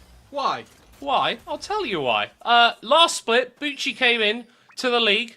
Not a lot of expectations surrounding this guy, but ended up performing very, very well for himself as a rookie here in Division 1. And honestly, coming into summer, look at him as one of the best top laners. Yeah, and I think that the important part that we're going to highlight for this matchup is the sort of parallels between now Elijah's sort of success almost in Division 1 and that of Bucci. Obviously, with that extra split under the belt, Bucci has started to pivot. We've seen a Renekton game just last week where he was phenomenal, and now piloting that one once again versus another bruiser in that top side. But for Elijah, following a very similar arc to the one that we saw from Bucci, not particularly playing your Renektons, your Vaynes, Camille's, etc., but looking standout on tanks and bruisers, and general trade patterns, knowing where to be on the map, acting well in these team fights, have proven to be some very solid strategies from him so far. Yeah, doing it on light side as well. Maybe there's just something in Sweden that makes the top laners a little bit better. But I think another player that I'm really keen to look at in this matchup is Bitzer coming out of the jungle. Looking at DMG right at the start of the split, I think we're happy to say that the solo lanes were looking good, and Snarby is a player who, after a couple of splits in the NLC, is at least solid. But Bitzer, after finishing last in Prime League Division 3, was a big question mark, but I think he has only gone from strength to strength every single game. Absolutely. Started out the split and we were, questioning a little bit. I believe there was a Zinzao game in there where we were throwing a few question marks in, but last week on the Karthus played very, very well, has been pivoting to more toward these carries, much akin to the Kit Yurikan play style of champion, and now is starting to have similar levels of success as well. I won't claim that they've gone just as high in the levels as Kit Yurikan. I think that that's probably our best jungler in the league, to be honest, as Bitzer has definitely started to take up a much more carry focused role, and instead of us looking at just the laners of DMG and going, okay, let's see how the supporting roles can help them, the junglers are helping out as well.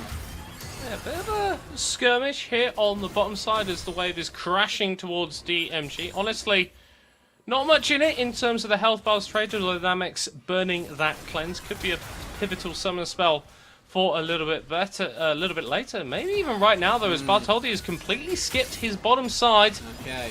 But with the Zenith Blade missing from Farslife, will back away from going for a dive. But I love that we're talking about this, right? Absolutely, and with the showing on the bot side there from Bartholdi, it's been it's going to give Bitze a lot of time now. We knew the Karthus was going to be clearing faster than the Maokai regardless, so I don't mind from Bartholdi there that they just say, I will try and gank, we'll make something work, I'm never going to outpace the Karthus regardless. But now look at how deep the ward that we've seen from Bitzer come through. Not even on any of the camps, that's like an entrance to the jungle to spot that they're just going to be on the top side. Able to steal away probably both of these crabs as well. Get a sizable enough hello there. base. Sumi needs to be very careful here. I mean, the Karthus ganks aren't particularly threatening, but if you get hit with one of those Skittles and you're on your own, then it's not going to be a good showing for you. Bucci might be looking for a dive here onto Elijah, who's low on mana, but not low enough on health for the DMG top laner to feel like getting aggressive. But Does he know? He's going to spot Bitzer stealing away his Raptors, but with Sumi not looking too healthy in the mid lane, I think Bartholdi wisely decides not to contest. Not even the respawn Raptors. Hold on, Flash Twist advance. Skate Rot has just got the level up, and and jump himself away. Okay, holds on to the summoner spell. Range is not quite there as Bucci. He wants this dive, man. Well, he's going to get stunned into the tower. Level up actually from Elijah, and the Renekton flashing away to escape, and that's the issue with Skarner. You can never rest on your laurels. You can never think that you've got complete control of the lane, because you can just do something like that. Okay, I'm getting really worried about Bartholdi this game. He is just walking around, not particularly accomplishing anything, trying to gank mid lane, just look top lane. He's getting really behind versus this Karthus. We've just seen Bitse steal away a set of Raptors. Is now clearing for the second time top to bot. Well, Skate Rot not quite in a position to buff the rocket jump away immediately, but of course can use it as Fastlane is jumping in. And I get the playstyle, right? This is something that you can do on the Maokai up against the Karthus. You try and affect the map as early as possible. You try and get your lanes ahead before the inevitable Karthus comes to town. But if you go for that playstyle and it doesn't hit, it's just given so much time for Bitse to free farm. He is double Bartholdi's CS right now. It's because he's full cleared twice and stole away some chickens from Bartholdi. So it's been a genuinely terrifying opener for the Maokai, not being able to accomplish anything on the map. The only summoner spell that we've seen burned from DMG came from a 2 versus 2 and Fastlane with a good engage. Need to see Bartholdi try and use that summoner advantage, honestly. We've not got long left before that cleanse is back up and ready, and a Senna in a mobile mistress, rather, down on the bot side. I'm not going to say mate, but it begins with an M, so I'll try my best to pivot with it. And when you're looking at the rest of the lanes, Tristana has Rocket Jump, Renekton, Slice and Dice. I'm looking, where can I gank as a Maokai? The Senna looks like the best option. Yeah, and the issue is if you're not putting her behind at this stage, she's another one of those champions that is going to scale absolutely phenomenally. Does mean, though, that Snarby is going to be a little bit more tied to the bot lane. I think we're used to seeing this guy roaming all over the map, but mid lane isn't really a destination that he can go for. Now, Bucci actually dicing in onto Elijah is going to be popping the Dominus as well. Full Fury on the Renekton. I'm not sure Elijah has enough in the tank to survive this onslaught. Pushes him onto the tower, but still gets taken down for first blood. Slice, Dice, and he is out of turret range as well. Bucci comes up clutch. Sniped away though. Sumi claims one back to salvage the top lane. I tell you what though, we are full on power mode for Bucci. He's not going to care that he got sniped at the end. He went for the 1v1 and he got the W. Fast recall, gets to come out of base with full HP without having to wait for his health to come back up. No big deal. Big fan for Bucci claiming a solo kill up on that top side. Was cutting it close there. But, you know, just making sure that the rookie in the NLC knows quite who the king of top lane has been. Yeah, DMG were able to pick up the first few Void Grubs, but as we see so often with these early objectives, they will give up this dragon in trade as Lightside moving multiple members down to make sure they secure it. Of course, the Void Grubs did go to DMG a little bit earlier, so a more traditional trade coming through. Those Grubs, first Drake, and obviously with Bucci's success on the top side, expectation is that those top side objectives do end up going the way of DMG. Also, just with having a Senna and an Nautilus down on that bot side, there's a world where you can try and play aggressive with it, definitely, but it looks like Fruity Fresh and Fastlane, who have really been a bit of a standout bot lane for me. Not a bot lane that I was expecting to be this good, I will be completely honest with you. But a bot lane that have stepped up to the plate in NLC Division 1 and that have been using this Kai'Sa now in this game to punish the early game weakness of a Senna. Got not necessarily the biggest CS lead, but burning some early summoner spells and pushing in, getting turret plates. I say that, there's still 5 turret plates standing, but it feels like they could have been. Yeah, no, the option was there, right? But we're looking for this duo to sort of push that advantage in the early stages, and I'm going to be perfectly honest, if we add up the total CS numbers on both sides, it's actually DMG who are looking ahead a little bit. So I don't know how it works for Senna. The gold generation is always a little bit funky, but all I'm seeing is 400 lead for Fruity Fresh, but 1k lead for Snarby. Nautilus, so often this engage tank, but very much more engage than tank. I think that Snarby is going to be a little bit beefier than maybe Lightside would necessarily expect coming into mid-game. looks like he's working towards that Thimble Winter as well as Bucci's going in. Another fight in the top side. Requiem is going to come through, not deal a huge bunch of damage onto Elijah. He's still going to get stunned up though. The Dawning Shadow, the global ultimates, making sure it's not even a 1v1, it's not even a 1v2. 3v1 in the top side, and it's another kill for Bucci. Going right into the Croc's hands. Now Sumi in trouble. I'll roam into the midsection. The flash and the arcane shift make sure that the Buster Shot pushes Sumi back to safety. But the pressure that Bitse is now starting to put out onto the map. He hasn't even completed his first item, but assist in the top side, instrumental in that flash burn in the mid lane, and still Bartholdi is yet to get anything done. Yeah, and with this Liandry's rush as well, he's going to be exceptionally squishy. Starting out with the plated steel caps, yeah, it gives you some staying power, but most of the times you're going to be fighting versus Bitse. I see 0 MR so far on the roster of Lightside, and that again, it scares me. The composition that DMG draft so well adept at enabling a Karthus, because any MR built is solely for one target. The armor has so much value this game. Tristana, the Senna, the Renekton. Perfect game to build armor in, but a Karthus is just loving life every time you do. That's why we're starting to see him come to the fore, right? The AD mid laners that are so popular in League of Legends right now just enable him to be this absolutely menacing damage threat that you really don't want to have to itemize against. Bucci going for another aggressive trade in the top side, taking a fair chunk of HP, but with that Black Cleaver now completed, he can assert himself so much more onto Elijah. Well, importantly, Middlecott, he has to wait. Namek still doesn't have ulti, nor does Bitse, so any all-ins, we've got to be gated by the rest of the map. Yeah, Elijah's like, bro, I thought we had a gentleman's agreement up in top lane now. Well, nobody's strictly ganked. I don't see any junglers in the lane. Yeah, I wanted an honourable duel, good sir, and you've got someone sniping me from halfway across the map. Ah, yes, the lesser-known Mexican standoff where somebody is just 4,000 feet away with a massive 8-time scope. Anyway, with the gank on that top side not actually coming to the fourfold, and we've got Bitse trying to steal away some jungle camps.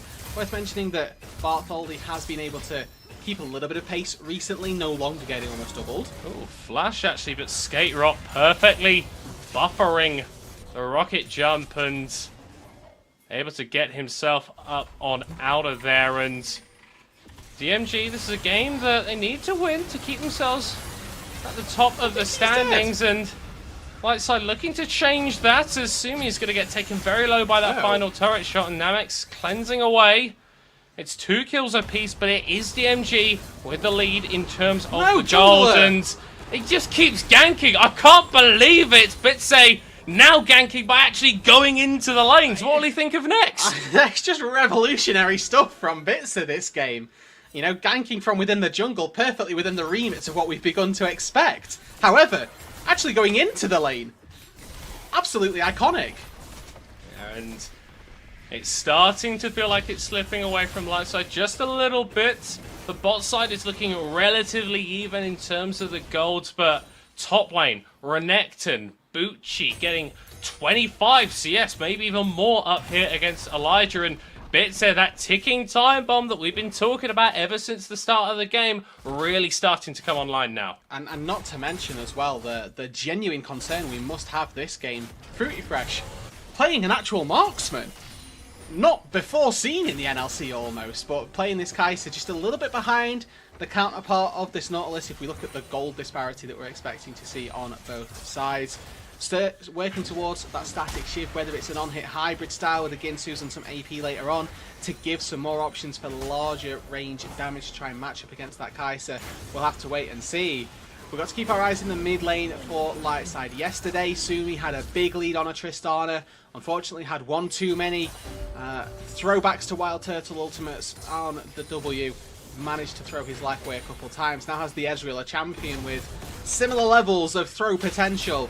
Hopefully we've learned from yesterday, with these 2 kills, you have all the resources from your team. You need to keep yourself safe and be the DPS that can carry you through the mid game. Yeah, you don't want to be Zvenning it. No. Unfortunately. But it's the perpetual issue with Ezreal, and I feel obliged to bring it up every time I see this champion. The best way to play Ezreal is on the limit, and that means that you want to be standing a little bit further forward than maybe you necessarily feel safe to. As Sumi absolutely going for it Mystic shot going wide under the tower, but Snubby coming over the wall for a little bit of retribution. The center is so damn low, but not damn dead. Blinking health bars on the DMG ADC, but he's staying himself in the game. That's what we need to see from Sumi. That limit that you were talking about, middle cop, pretty much toggled within perfection right there. Bucci and Elijah, no minions on this top wave just yet, still scrapping it out. Elijah has to know though, down a level, down 3 kills at this point. Not the fight that he should be taking, as Lightside turn their attention up towards the Rift Herald. Remember, they're down 3,000 gold. They can seal away this objective. This is a big win for them. Yeah, and they sort of done it on the reset timers coming out from DMG. Snarby teleporting into the bot lane to pick up that wave and grab a little bit of damage. Every single time Elijah pushes back Bucci towards his tower, I feel like we're setting up for a situation where the Renekton's just going to go, okay, you're trying to kill me? No, I'm going to kill you. I mean, kudos, honestly. That's the mentality that we need to be seeing in League of Legends more frequently. Looking as we get a little bit later on, though, through this game, and if we do end up seeing this game get stalled out, you know, we're at 15 minutes already, the game about 5 minutes away from potential explosion, do get a little bit concerned for how well we can see DMG find those engagements. All eyes on Snarby, and I've had this concern before, and in fairness, Snarby has never disappointed me. The Nautilus engage, definitely very prevalent, but trying to gap close onto a Kai'Sa, onto an Ezreal, if it's an AP Kai'Sa, if it's a Ezreal in any sense, is going to be difficult. Snarby got a big task ahead of him. Yeah, and Bitsaid just first strike gaming right there on the Karthus. You just pop the ultimate down, get a little bit of money, and happen to chunk out people as a consequence. But I like the journey that we've really been on with DMG. Obviously, coming out of the first round robin at 5-2, looking like one of the stronger teams in the league, but we did have so many of these questions coming through. It feels like the synergy that's been built into this roster has really, really leveled up. We looked at them coming out as a group of strong individuals, but not necessarily maybe a strong team. For Lightside, though, almost the opposite case. Players coming up from Division 2, players coming up from the UKEL, they hit the ground running early, even able to get a win versus Ruddy, but in a way that feels like it's rhyming with Venom Crest of last split. It does feel like they're running out of steam a little bit. And I like that narrative, to be honest with you. The early game push, or the early season push, potentially starting to meet its match as teams with theoretically higher ceilings begin to reach those apexes. Having a good trade up on that top side, but with the early aggression in the split that Lightside have put down, they have made a bit of a name for themselves. I've been, as mentioned, very impressed by Fruity Fresh and Fast Legged. Question becomes, can really Bartholdi step up for me? Looking at Sumi, he's been a great player for Lightside as well, a really diverse champion pool that has enabled some really eccentric drafts from them that do come out with advantages. Is Bartholdi now in a flash? Well, he's out. Never mind. Yeah, able to get on out there, and it does feel like the tempo of the game has slowed somewhat in terms of the kill count, but in my mind, that's only really benefiting DMG. Usually when I see a team with a lead, you want them to try and push it as much as possible. You want them to try and take their advantages and run with it. But I don't know. I look at this composition that they've got for themselves, and I don't feel like they mind if this game gets dragged on a little bit later. I think both sides can make an argument for their late game strength. My concern, I've highlighted with the range for Lightside, that they can play at range. Of course, Karth Assault, targeted, does big damage. So there's equally a world where Karth Assault later on just wins every single team fight by proxy, and DMG are just going to start taking those wins without really ever having to 5v5 in the first place. So definitely an element of both of these teams potentially being happy with scaling and just taking a bit of a hands check later on. And it's also worth mentioning, because again, we've not touched too much on this. Skarner's a very broken champion. Even if you've been put down 0-3-1, not having the greatest start to the game, not having the greatest mid-game, those team fights, you're going to be a front line. The late game, you're going to be finding big ultis, and if that's the case, you can single-handedly turn a game. And I'll tell you what, for Lightside, picking up this second dragon, they're going to be very happy with that, Yeah, right? A little bit of additional power, a little bit of additional tankiness, and it's something that DMG isn't going to be able to leverage against them later. And seemingly for nothing as well, DMG sleeping at the wheel, not able to find that mid-tier 1 turret off of the timing from Lightside heading into the river for that dragon. And not able to find a cross map on the top side tier 2 either, so Lightside down 5k gold, taking away Drakes. They were down 3k gold when they got that Herald, so it's just a continuation of Bitzer continuing to power farm, continuing to clear, and CS numbers across the board looking very, very good for DMG, but if not able to leverage that and turn it into anything, what good really is it?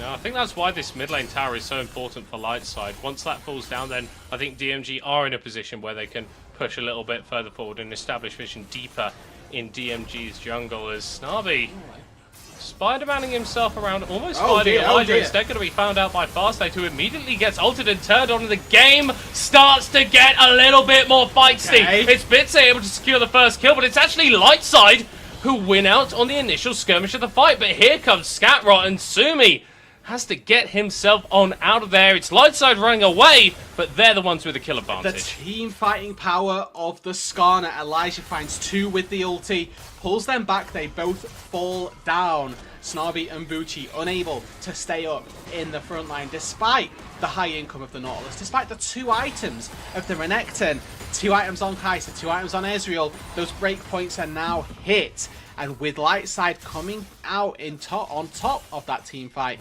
they could continue to do so. Look for more skirmishes, look to use the Maokai ulti, look to use Skarner as well, and try and pick off maybe some higher value targets. I mean, it really is so much gold that has been funneled into Bucci on the Renekton, and obviously Bitzer has been able to generate his own leads that actually, if we're talking about the traditional carry roles across both these teams, relatively at parity, and obviously Fruity Fresh farming on the Kai'Sa ahead of Namex as it stands so far. And I think a lot has been said in the past about how Renekton, once he gets to a team fight in the late game, you double dash in, you try and stun the enemy AD carry, and that's pretty much your effectiveness. And if Bucci isn't able to leverage this big advantage that he's managed to generate on the Renekton to apply pressure in a side lane, get on flanks, and really threaten Lightside, then it's kind of money for nothing. The thing that made Bucci so good in his game last week was his ability to find access in those team fights, was his ability to be a presence that picked off the vital target. Have to see whether or not he's able to do so again this game, and whether the power of that Renekton can shine through. Lightside now taking to the offensive, defending the mid-tier 1, attacking the enemy's top tier 1 also. Scatrot can do nothing except watch this fall. The mid lane tower still standing strong. Sumi going to be rooted up here, which is going to give an angle for DMG, but he's just able to Archon shift out of there. Surprise Crocodile Bitzer with the Requiem kill as Bartoldi goes in for absolutely nothing at all, and Lightside with good maneuvers, but a couple of fumbles around the mid lane tower gives it right back to DMG. Yep, Sumi not playing safe enough underneath that turret, overstepping his bounds, a bit of miscommunication as to where Bucci could be on the map. Now DMG, a couple of kills in, jungle are dead, let's go Baron.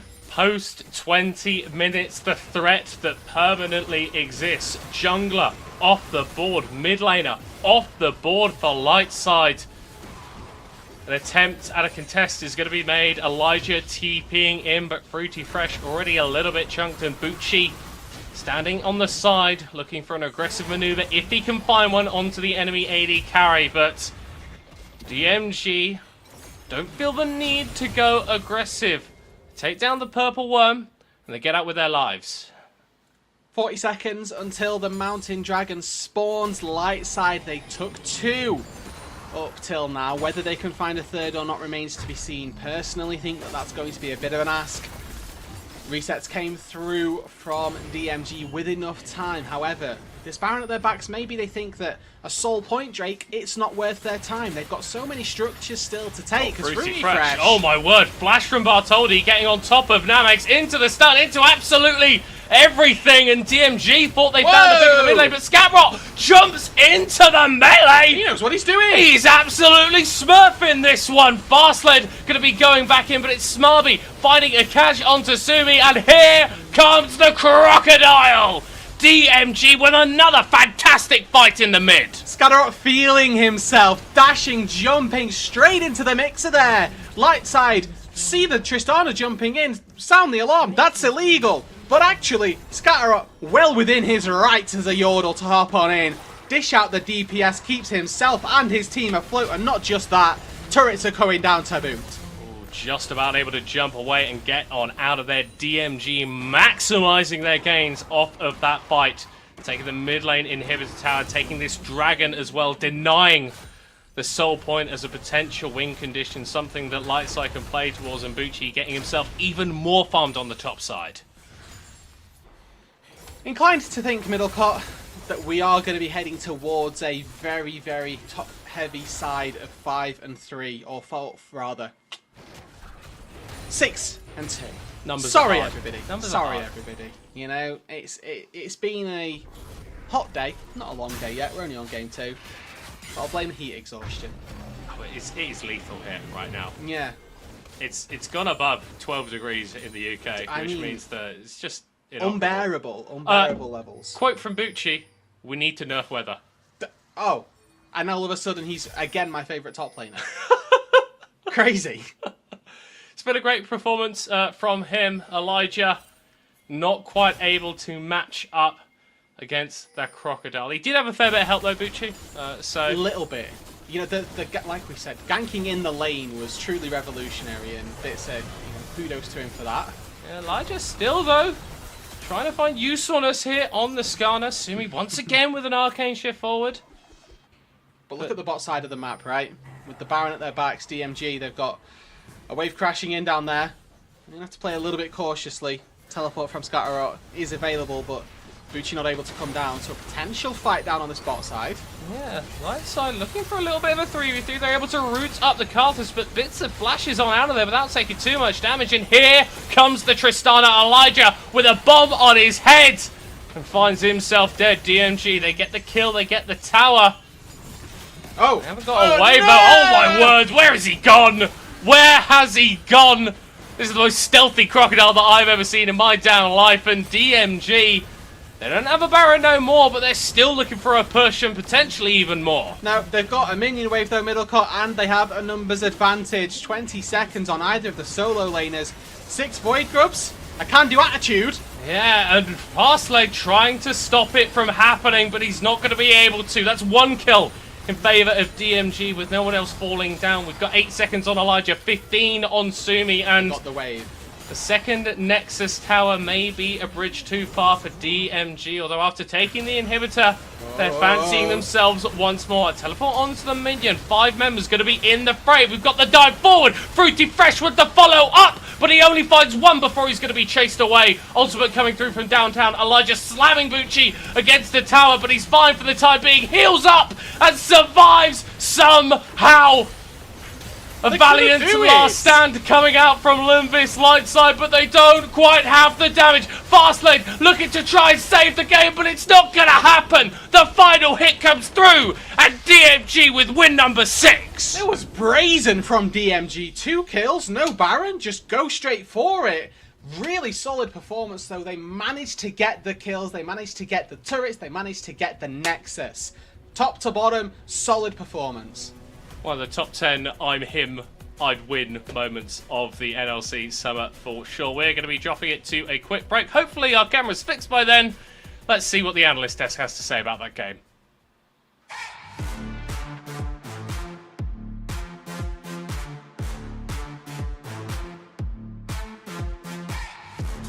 At SteelSeries, we make the headsets, mice and keyboards that the world's best gamers win the most with. And we've been doing it since way back.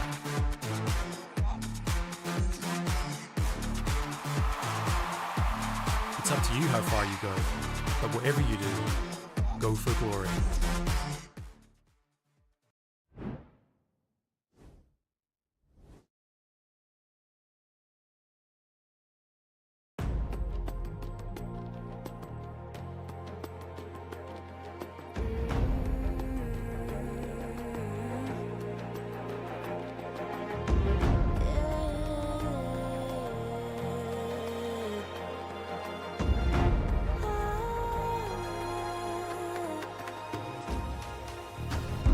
What I carry on my shoulders, I'm showing stories told. Watch the fire burn away the cold.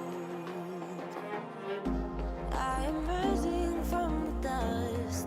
Despite how much we lost, you will not take away my strength. You will not take away my strength.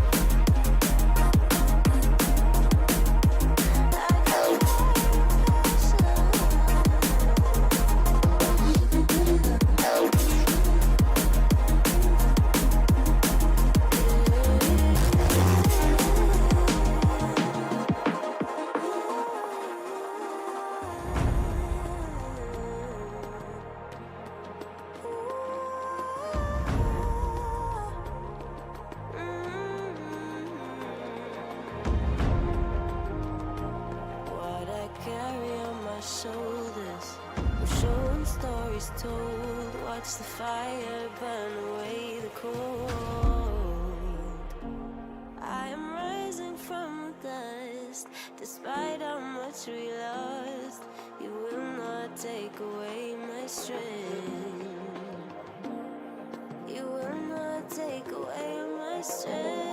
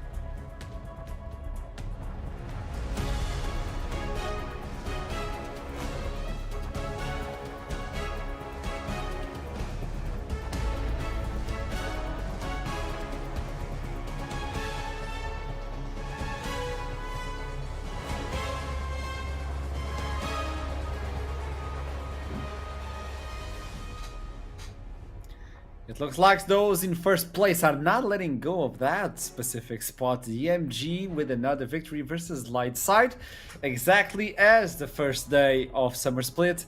How are you feeling Initialize? I feel like you want to bring something out. Tell me. Come in here, guys. Right. I'm just gonna move my microphone a bit. So, guys. Yeah, tell me. This is a big one. Have you heard of this little champion called Karthus? And this little item called Fated Ashes?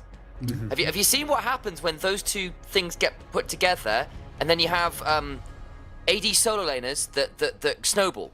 Have you seen that? Yeah, slightly. I think it's like a really secret strategy. Don't let anyone else know. So I think it's really busted. Shh. Okay. Shh. You know what? Let's talk with Elijah about that. Bring in it. Yeah. Hey, Hey, man. we should communicate. Yeah. So, do you know about that champion, Skarner? I know about Skarner. I had a rough day, a rough game. I'm just gonna give again, Kipuchi got the better of me. I was abused by the ultimate abilities from Karthus and Senna as well. Like indirect 3v1 on top lane. It is what it is. They just got the better of me. As a top laner, Elijah, how concerning is that you're playing your lane and all of a sudden ganked, and then even the jungler is not even close to you, ganks you again. If you could say anything to that sort of individuals, what would you say? I mean, they abused me. They definitely. I didn't respect the timers, and I got punished for it. So tell me something. The revenge was not completed versus DMG. This is a hard one to take for an LLS, specifically because I feel like a few games are slipping away from your grasp. Are you concerned at all?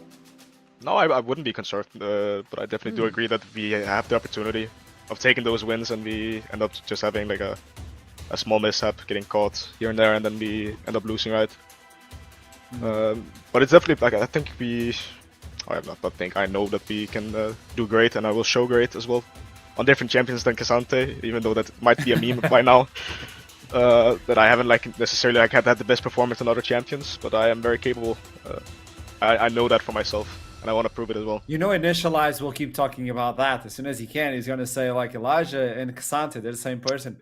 Well, it's just one more Cassante game. Like it's just one more Cassante game. It is what it is. Tell me, is everything okay with your hands? Oh no, my hand is actually broken. It's been the whole split. My left hand is broken. I mean, we can talk about that. I think that's relevant information.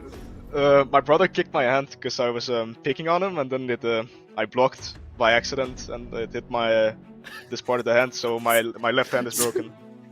Wait, let me just get this straight. You got assaulted and you blocked by accident. No, I didn't get assaulted. I started. I started it all. It was 100% my fault. I tried to block it. I'm not mad at him. He did not say sorry yet. It's been 1 month. He has not said sorry yet. I mean, a month. That's it is what it is. Like practice taekwondo or something like that in a month. Oh, he just hit the right spot. But it's definitely been tough adapting. Like I haven't been at work. I haven't been able to lift weights. It's a bit stale, but I'm playing a lot of solo queue, I guess. Like this, you got that going.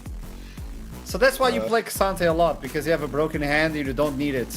Is that it? I guess you can say that. No, like ideally wise, like when my hand is not like when I don't have it in a cast anymore, I wanna play with more APM champions. There's like a bit higher skilled. Right now, I'm just sticking to the tanks. I guess. Give me an example. Give me a name. Give me a name. Like a champion you really want to play. I would love to play the Rumble if it ever goes through. But I think it's too feared. Okay. It's been banned every game, almost every game at least. And I would love to play different champions like Aatrox. So I have a lot of different champions I want to play. Okay, Aatrox, I dig it. Hey, Elijah, it's not now, but who knows in the future? Maybe you can get healed from that hand, and then you can shut up Initialize, please. I'll see you soon, I'll do Elijah. my best. Thank you so much. See you. Hey, come here. So, okay, get closer. Have you heard about breaking your hand and still playing League of Legends? I mean, esports is a beautiful thing. Yeah, it's a beautiful thing. It's called, standard solo queue experience, right? Like, I assume most of my teammates have broken hands. I agree. You know what? I think it's time for tea. So let's bring in tea time. Hey. Hello. How's it going? Pleasure to meet you. Okay, we need to talk. Nice to meet it you seems too. like everything is going well. The MG is just popping off. What's your opinion? Yeah. Phew. We've done well. I'm really happy with honestly the way we're playing. I think we're playing some good league. I mean, there's a lot of work to do still. We've got a long way to go. I think this is the halfway point, right? I mean, I'm really happy with today's performance as well. We managed to put, I think, 2 games between us and 5th place, which is quite important considering 4th place is the cutoff for playoffs. So yeah, I'm really happy at the moment. I mean, but are you looking into like, oh, we need to stay on the top 4, or are you looking into we want that first? No, yeah, we're going first. Like, yeah, I think like with the players we've got, it would like I think I mean the way they're playing, I think being first place is like something that we should for sure be aiming for. Like anything less than that, I think like we would have to mess up somewhere. That said, like obviously we lost to Venom Crest and Nord, 2 of the other top teams. And I think like we've got a lot of improvements to do to make sure that this doesn't happen again. I'm looking forward to best of 3s though. Best of 3s, that's when we get to shine. Because this best of 1 stuff, I feel like anything can happen. There's so much mess. But best of 3s, you get to really bring out some of the extra preparation, some of the draft stuff, and there's a lot of more mind games in a best of 3. So that's what I'm looking forward to. Hey, tea time. Can I spice things up? Yeah, let's do it. Let's spice it up. So you're looking for that first place. You tied up with other teams. My question to you is, you're tied for first place, and I just received word that NLC is a bum league. What do you have to say about that? I mean, we've been scrimming some other regions, and they kind of look a bit bummy to me too. So I feel like they need to step in. Like they need to show us what's up as well. So let's. I mean, it's all gonna come out in the wash when we get to EU Masters, right? Like. That's what we're going to see. So, I mean, that's the goal, obviously, and we really get to build and build and build until we get there, and then once we get there, we've got to show what we're made of. And I feel like this split, it being so tight, I mean, we'll see how it goes into the playoffs, but it being so tight, I think it's a good sign for, like, the NLC's hope in going into EU Masters. Like, we can confidently send 4 pretty close competitive teams. Now, hopefully this level shapes up to actually be competitive with other ERLs. I know hopefully we'll be there, but yeah, I think it's going to be good for NLC. Hey, one question. Let's spice it up yet again, and this will be my final one because I know that the other game is about to start as well. When you look into EMEA Masters, let's imagine we only have 2 slots. Let's forget about the 4 slots. So obviously the MG is going, yeah, the way you're talking. But who else is following you? Well, that's a toughie. I don't know. Actually, this is a really hard one. I think Venom Crest have a good shot. Like if I was to be completely trying to send the best possible team for the EU Masters, I think Venom Crest would be the ones I'd send as well. So I mean, we'd be DMG, Venom Crest. Yeah, I mean the last 2 spots I think were Ruddy and Nord, and I think that's your top 4. And I don't think there's, that said, I think natives are going to upset a lot of teams. They made an upgrade this last week. I think that if they'd started the split with this roster, so sorry Space, I'm so sorry. If they started the team with this roster, then they would perform. So natives are your dark horse. Like they're the ones to watch out for. I like that. This was a good conversation. This was a good start of a conversation. We'll keep this conversation later on. It's a trailer, after all. It's a trailer. I like it. Thank you so much for this interview, time. Let's get the banter rolling. See you soon. See you, mate. I like to spice things up, and there you go, Bucci with Renekton yet again. Beautiful. It brings out the crocodile. It's unstoppable. I mean, she's a build, and she. It was a pleasure to see, and he dominated start to finish. Found that pick in the end as well, getting that. That's I didn't expect that. What can I say? I finished my tea. Look, it was tea time. I was like finishing my tea. And it's match of the day time as well. Natives versus Nord. It's time to look into this one. I'm excited because we keep hearing it's an upgrade, but is it enough to face Nord? And today we have Alex. It's not the coach. I mean, and we're looking at this one here, and Alex for the side of Nord has been kind of their. I mean, you'll notice very similar champ pools between Highbridge and Alex, because they've both been asked to be kind of that stable. I will start the fights we need to. Though I will say Highbridge is the one who initially I thought was probably the slightly more lackluster jungler. His recent performances on things like the Volley Bear, I think, should give natives some hope, especially if they can ask someone like Golden stepping in to be the carry there. for natives. Tell me, Rev, because you're kind of quiet. You know, I've seen Golden Penny play before. He did come from the GLL. His record was not that impressive. He is a very good mechanical player, don't get me wrong, but I feel like he's very privy to doing some silly mistakes, like his brain turns off, he goes in on autopilot mode, and that's something that you can afford as a carrying marksman. You need to always be fully aware of your position, of the enemy threats, and what you can and cannot do.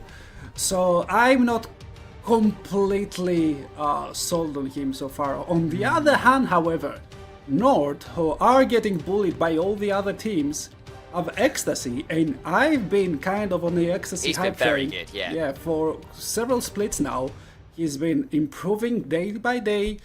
He's been carrying all sorts of games, and he's impressing me on every single performance.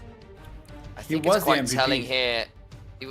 Yeah, I think it's also quite telling to me here that natives have banned away the Callista, banned away the Jinx. There's none of the standard meta bans. I'm not seeing Corki, Tristana, Skarner getting taken off. At the moment I say Corki is banned away, but the point still stands.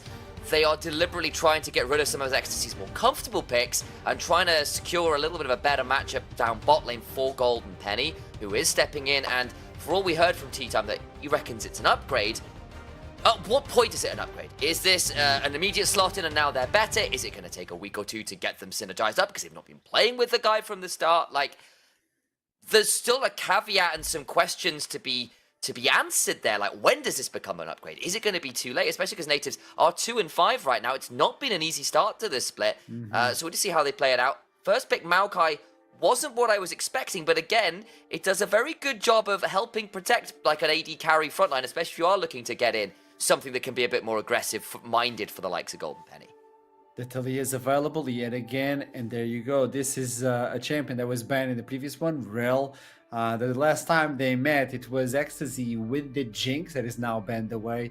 It was an 8-0, by the way, stellar performance. The shout out yet again. Alex is always shouting out. I don't know if it's towards you or the champion. I'm going to say it is. You know, I have him in my fantasy league in part because he does hover the Evelyn. So do deliver it for me.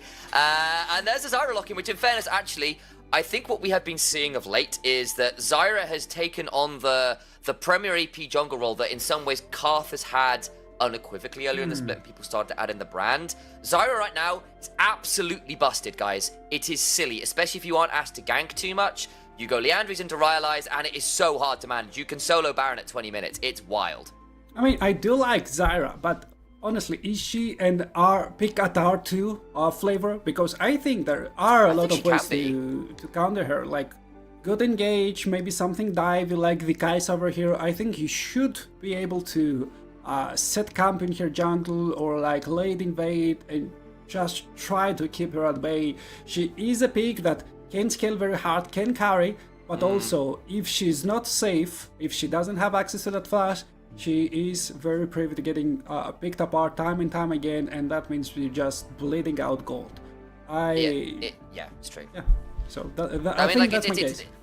Yeah, I mean, you're right, because you run the Shaco strategy against Zyra, which is invade late and disrupt the boxes, disrupt the plants, is the idea. If Zyra doesn't have plants to clear out the jungle, it can be a bit rough, but bluntly, she clears so fast and so efficiently, even if you interrupt the clear first up, it's not like a Shaco who relies on a lot of those early shenanigans to disrupt the map. Zyra being behind half a camp, a couple camps early on, oh boo-hoo, she'll catch up in 20 seconds. She's ridiculously fast. She can do a sub 3-minute clear, guys. It is mad out there with that champion. So Jace is going to be the last one before we toss it to the second half of the bans, like the second phase. Alistar removed yet again. We saw him yesterday. It was the debut of that champion. It did wonderful. We've seen Alistar popping off as well in NLC, so that's something to take into consideration. Ezreal gaining some light, but you already have the carries. You need to remove the other ones. Ecstasy is not allowed to play a normal game. I think that's at least the sentence we're looking from this ban phase. Look at 4 AD carries, and they might go for another one. I mean, 4 against +2. Let's not forget that you have already picked up 2 for yourself. Picked a couple. And Tristan is out and as it's well. the same pairing from last game as well. I mean, Painful was an Ezreal mid player last split, remember, as well, if I remember correctly. Back when he was over on, I want to say it was DMG he was on, wasn't it? Or am I... Was it Dimdra? Was it Pain? Was he Venom Crest? I will go look that up again. I'm having a mind blank. But either way, was an Ezreal player back then as well. So I wonder whether it'll be that Ezreal mid lane, that Kai'Sa bot lane one more time. So do keep your eye on that. And you're right, Rev, because that's now, what, Kalista, Jinx, Varus gone, the Corki if you want to flex it down there. You've picked 2. You've banded Tristana on the other side. That's what, 8 AD carries gone? What does XTC have left in the tank, really? There's not that many high-end options. Maybe you're forced into something like, and there's an Ashe, 9. Oof. There we go, like Jhin, Aphelios. Maybe... Huge many options here. I'd say Smolder, maybe Xayah, because Xayah That's used to be true. the de facto answer on Kai'Sa. I don't think you can be actually pick anything immobile at the moment, because then you can Be actually... rough, yeah. Oh, the Zeri! How could have we forgotten about course, Zeri? You're yeah. banning out 7 picks, and that's still an S tier pick. Yeah, Zeri's definitely been rising in priority again. We've seen a few people do it. Pays over in the LCK. And Gumayushi actually playing the champion well. Shock horror to anybody who was a T1 hater. There's been some good games from him on the champion that he's historically not been so great at. But XC can pop off again. You've got quite a lot of frontline / zone control with the poke from the plants and the Jace. I think they are probably looking for something tankier from top side. Unless they want to flex up the Jace to the top lane. Because of course Nille is nominally a pretty good carry top laner if you give him the option. But natives are just doubling down on the dive, on that range. The Kai'Sa, the Poppy, the Maokai, all able to jump on someone. Ezra's able to follow up from a long way away. Ornn for even more engage and backline access. I think natives have got themselves a really solid objective control and teamfight comp, honestly. Yeah. However, it is quite easy to counter right now. You could go for the Camille because you have a lot of mobility, and a singular Poppy can't be expected to stop everything with the steadfast presence, and it actually dominates your matchup. You could go for the Gwen, although it's slightly out of meta. All those picks that Nila has already played before can actually disrupt the enemy backlane. The Vayne here would be actually pretty nice, because you actually don't ever allow the Poppy to play the game. But I am actually disappointed. Actually, I've said actually too many times, so I am very disappointed with the Sion just because it lacks the spice. Supposedly. Though we have got ourselves, I went for another word that wasn't actually. I will say that Nord, if they get to prevent natives from making the all-in happen, getting the Kai'Sa going forwards with the Ornn ultimate and the Maokai ultimate and Poppy diving on top of that, if they get to sit there with Jace and Zyra just throwing out plants and Zeri allowed to clean up the mess that's left behind, Nord are going to be really annoying to deal with. But I think if natives have control over the objectives and are consistent in pulling the trigger, their comp should be pretty good around objectives at the very least. So we have ourselves in our hands the match of the day. It's going to be a rematch, and the last time it was Nord taking it. Everybody's looking at Nord as a team to beat, but they're still not in first place. They need this victory. On the other hand, natives need the victory to just start climbing the mountain, because it's getting a little bit further from behind. And tossing it to the casters, Ruddy in middle court. Just that. I like that. I like that, actually. There's nothing else sort of layered on top. No. It's just our names. Yeah. And as it would so happen, we appear on screen after our names have been called out. Right. Simple yet effective. I agree. I think Archram needs to stop doing these silly things. Take this thing just a bit more seriously. You know? Yeah. Archer, I'm known in the NLC for not being the serious one on desk. Oh yeah, no. Because everyone else that goes on desk is very serious. Yeah. This game, match of the week, Natives versus Nord. I think a very important matchup for both these teams. Really, obviously Natives have been on this recent upsurge, and Nord with a couple of losses that they maybe won't think that they've deserved are starting to fall behind the top of the table. Yeah, it's a very, like you say, very important game for Nord.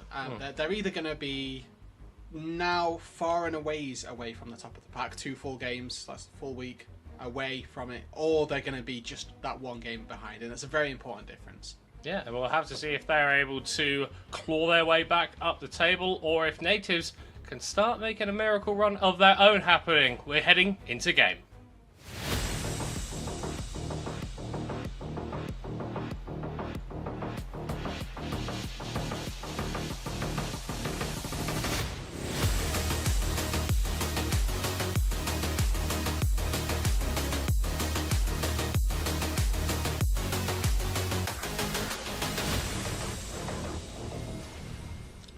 And here we are on Summoner's Rift for the third game that we are going to be bringing you this evening. Nord facing off against Natives. I'm so glad you brought up the Natives potential miracle run. Because this time last split, Ruddy had a 1% chance of making playoffs. The fabled 1% run, their scoreline at the time, 2-5. It has to begin now for Natives. A loss here is very detrimental, and obviously we're not expecting the entire season to pan out and play out the exact same way as it did last time round, just with different nameplates on. But this is the point where they need to start finding wins. They need to start turning it around. And, I mean, given that, I think that they can be maybe not confident, but I think they can have a bit more about them, because Natives have been improving gradually over the course of the split. We've got Golden Penny coming in now as a new AD carry. We saw strong performances coming out from them last week and yesterday as well. And Nord have been a team that have faltered multiple times throughout the split. Obviously, we harken back to their loss against Verdant, where they were one wave away from getting the W, and then having to play against Ruddy yesterday with their coach in at jungle. So I think in their minds, they're looking at themselves as 6-1 now, as one of these top teams. But it's not about how you feel, it's about what the standings are coming into the split.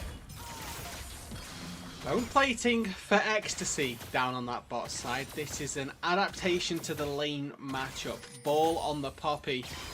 With the Hail of Blaze, with the Ignite, that all-in capability just a little bit removed when that bone plating is active. Obviously, level 2 going to come through for Natives first down on this bot side. The option for that all-in really dependent on Ecstasy's positioning and relative to those walls.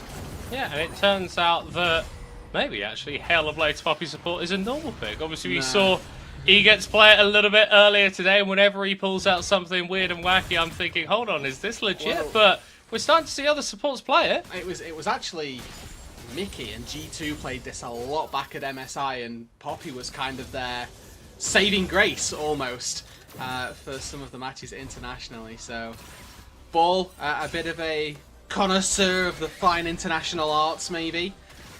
As Romeo trying to hold this wave. Ball, I doubt will let that happen, as Golden Penny and Ball would have loved to have found that recall there. A classic 3-wave crash into a recall, but not able to do so. Yeah, especially when you consider that Hybrid is pathing sort of top to bot in this situation. So if you get that recall off on that wave, jungler turns up in bot lane, and with that little bit of bonus damage, you can make something happen. However, in the top lane, Nord might be making something happen. Theo Loris locked under his tower, flashes away, not able to survive, and it's first blood going over to the Zyra with Nille just about escaping. So no flashes burned on either side, a well-executed dive.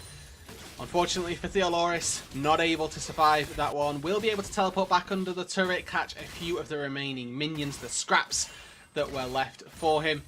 And on that bot side as well, Nord able to find the...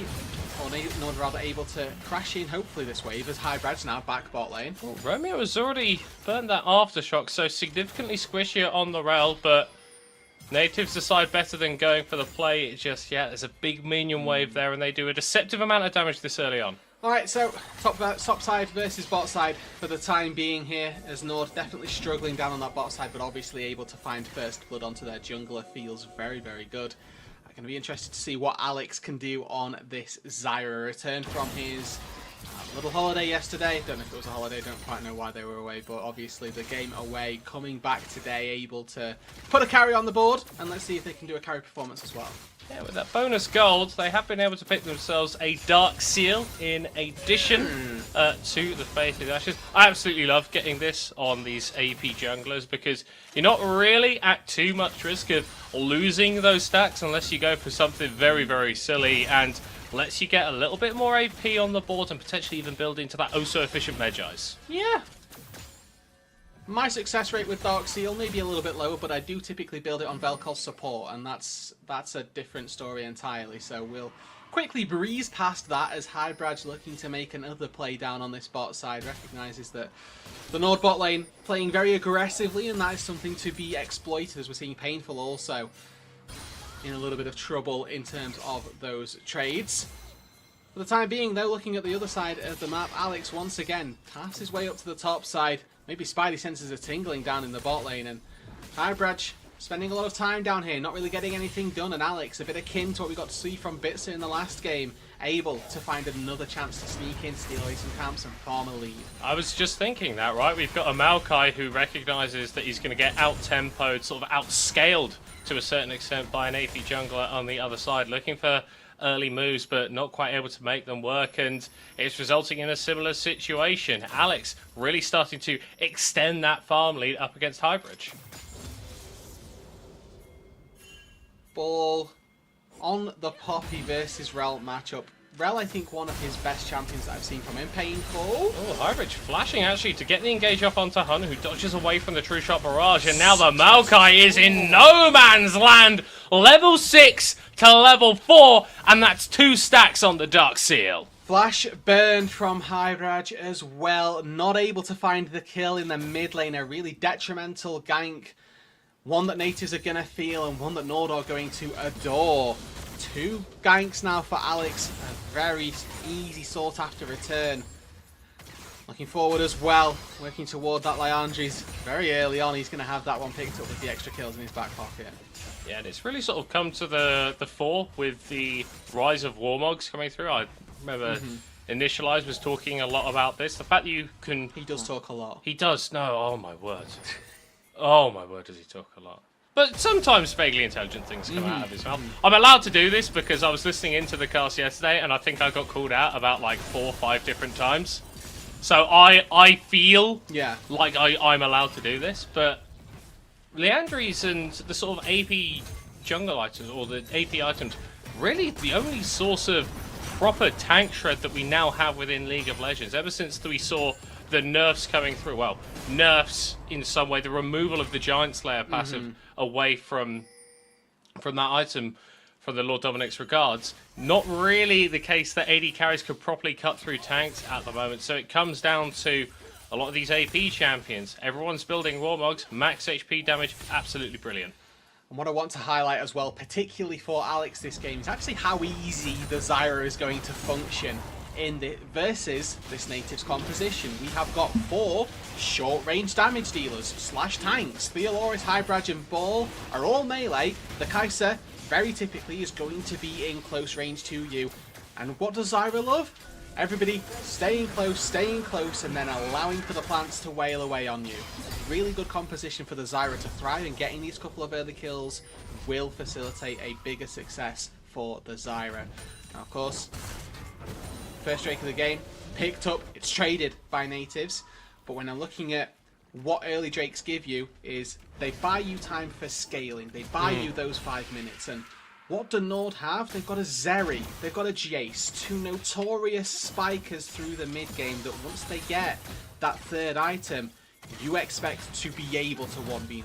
And you think about the value that natives are going to be able to get off these Void Grubs. First real time that we've been seeing significant attempts at a push in the bot lane there from Golden Penny and Bal, despite the fact they've been playing the laning phase well. Not really able to hit onto that tower incredibly freely just because of the low range of the Kai'Sa. Hunt has been keeping Painful locked down as much as he can, and the wave clear that Nile is able to offer on this Scion, very difficult to sort of match up against that. So you do the calculation, do these grubs result in us actually getting more gold? If the answer's no, then you're taking the dragon every day of the week.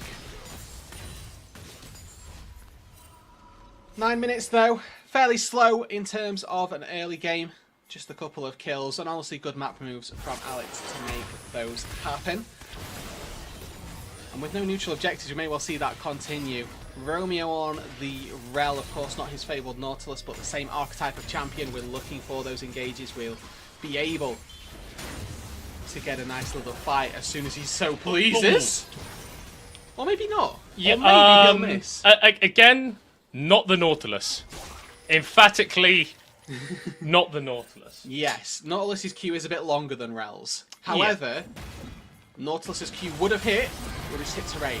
Yeah, that's a little bit better though for Romeo as they lock down Bal, and Nord starts sharing the love. Ecstasy now able to pick up the kill, and I think this is good for Nord, right? That it has been. I think it's good as well, yes. Let's start talking a little bit more in abstract terms, right? You are in a bit of a rough position if you look at the standings. You're doing ostensibly quite well, but definitely not where these players, this organisation, would see itself being at this point in the split. So having a game up against the Resurgent Natives where the early game isn't particularly messy, where you are able to build out small advantages in fairly controlled manners, for a team like Nord, for an organisation that has this level of expectations, being at this point in the split, playing like this, I think it's fine for the time being.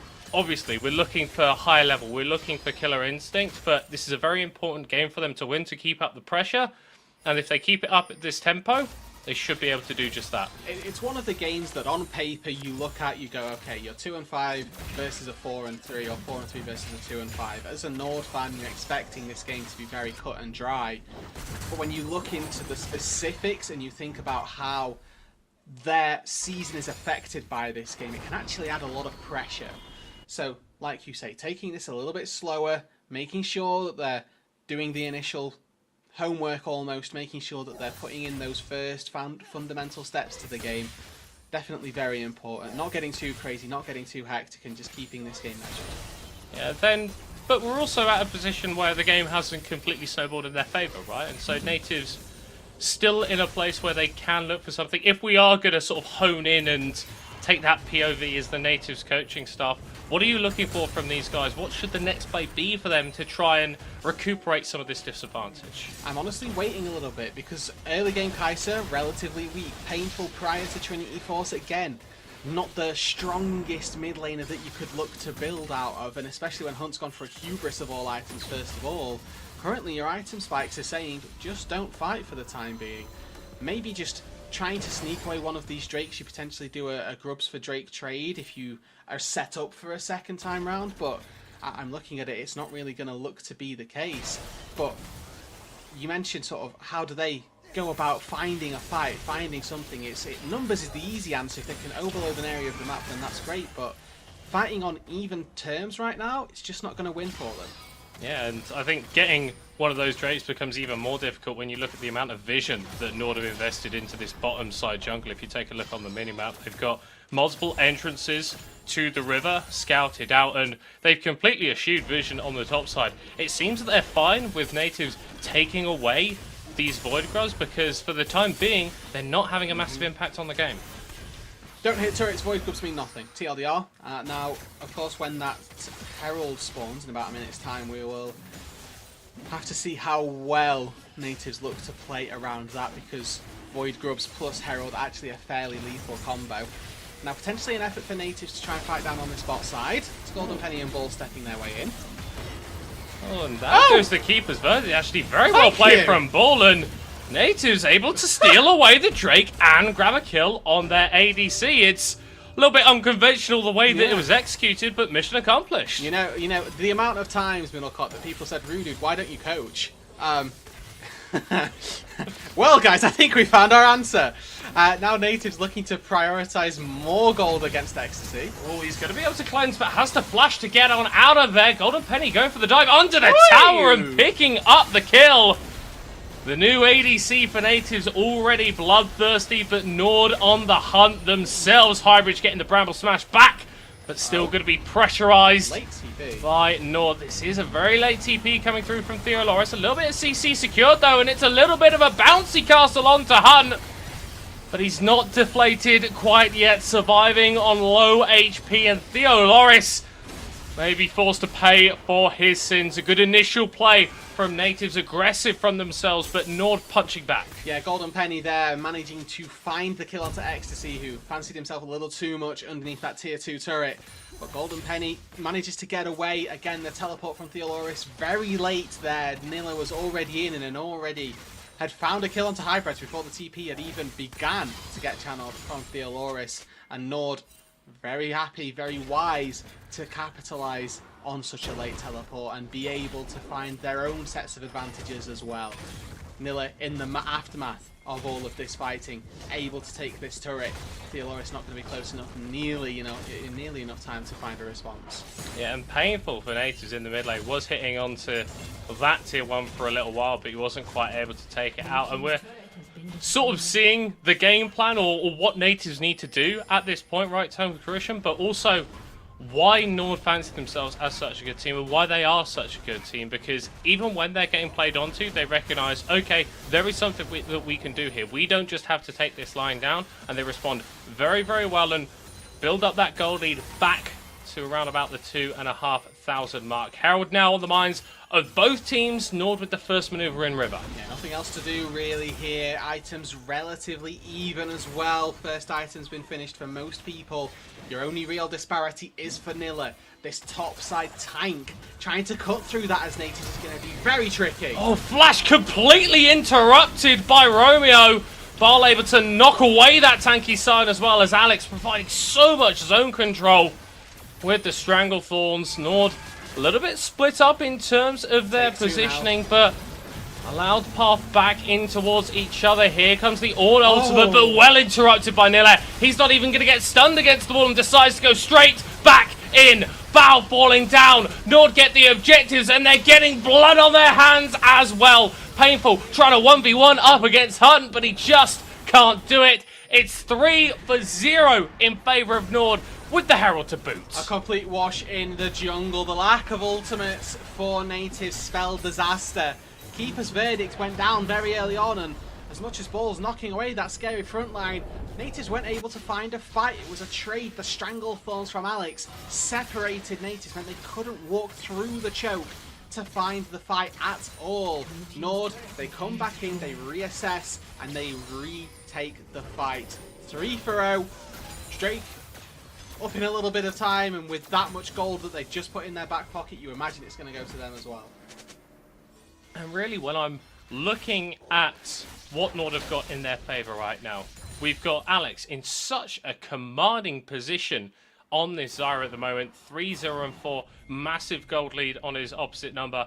8 stacks on the Dark still. That's definitely Magi's territory if I'm playing this out, but obviously building towards more sensible items as it stands. People have said to you, Middlecop, why aren't you a pro jungler?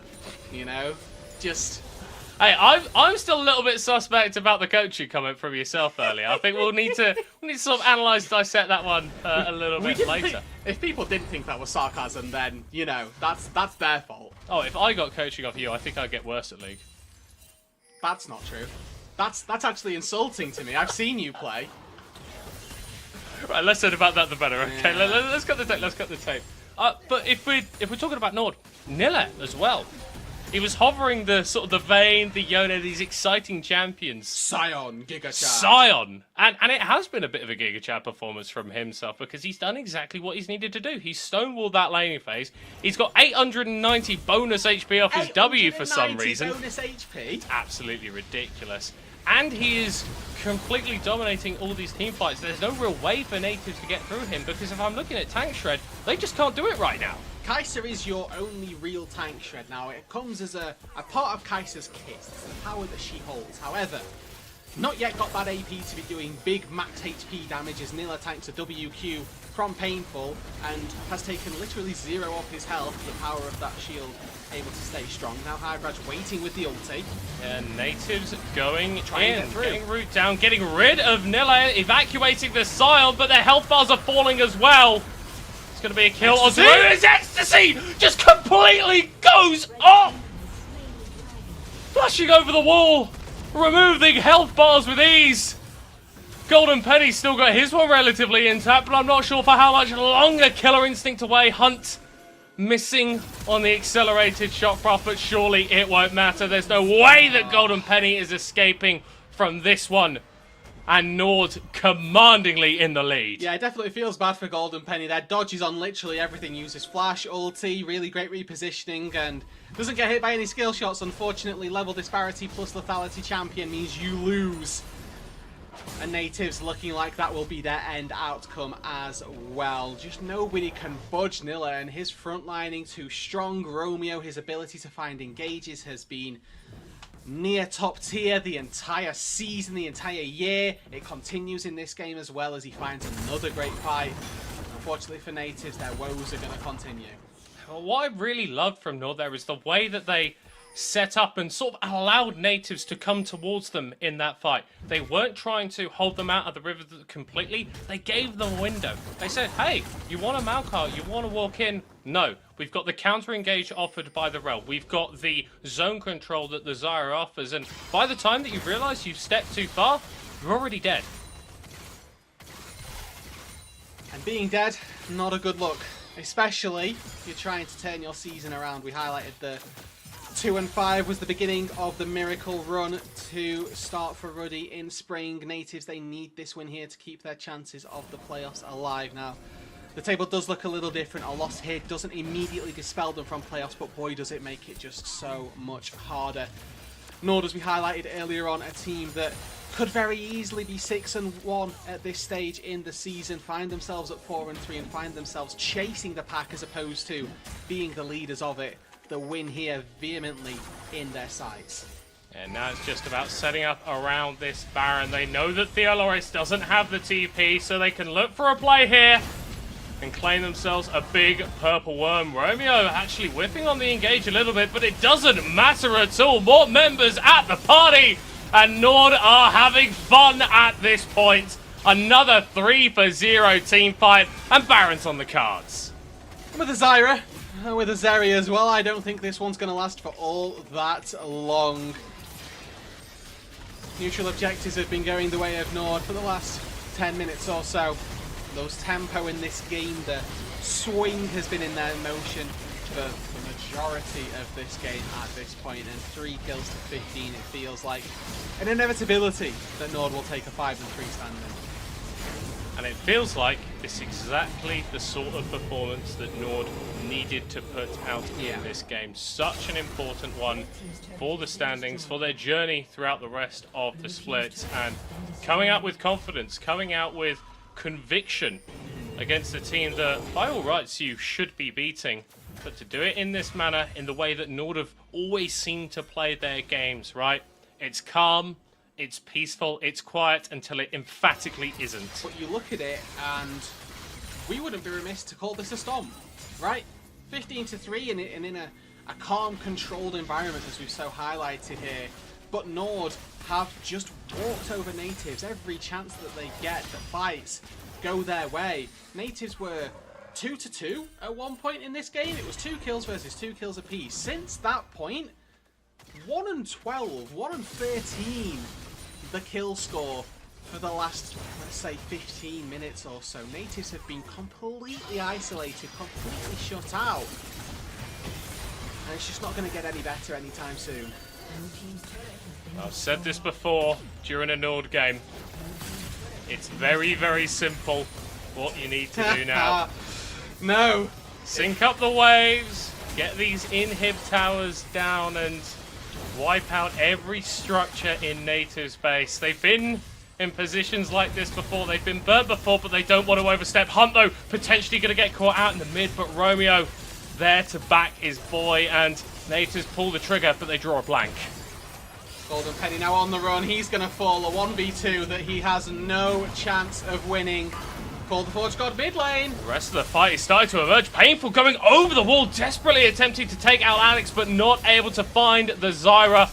It's so damn split now for Natives, and it is not going their way whatsoever. Romeo just walks up to Painful and stuns his face, as Nord have stunned Natives in this game.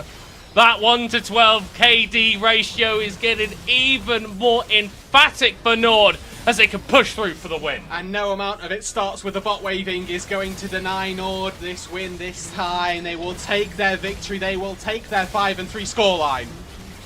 Natives emerging back onto Summoner's Rift, but it is too late for them. Nord keep up the pressure with the pack at the top of the table with win number 5. And as we said throughout that game, really, in a manner that it needed to be as well. No part of me through that game was looking at it and going, how are Nord going to throw this? It was always in their hands. No moments of, oh, we've got a gold lead, let's see what happens if we try this. It was just clinical. Yeah, and this is a sucker punch for Natus, right? The growth that they've been demonstrating as a team completely slammed in their face. We're going to be hopping to a short break before the analyst desk break down our match of the day and set us up for the final one that we've got going on. See you in a bit. Break it down, break it down. Step on the gas, let's get out of town. We gonna break out and have some fun. We gonna do what you never done. Oh yeah, yeah. Come on, take your body with you. It's a money weekend. Everything we wanna, we go do. We go do. It's leisure, we go do.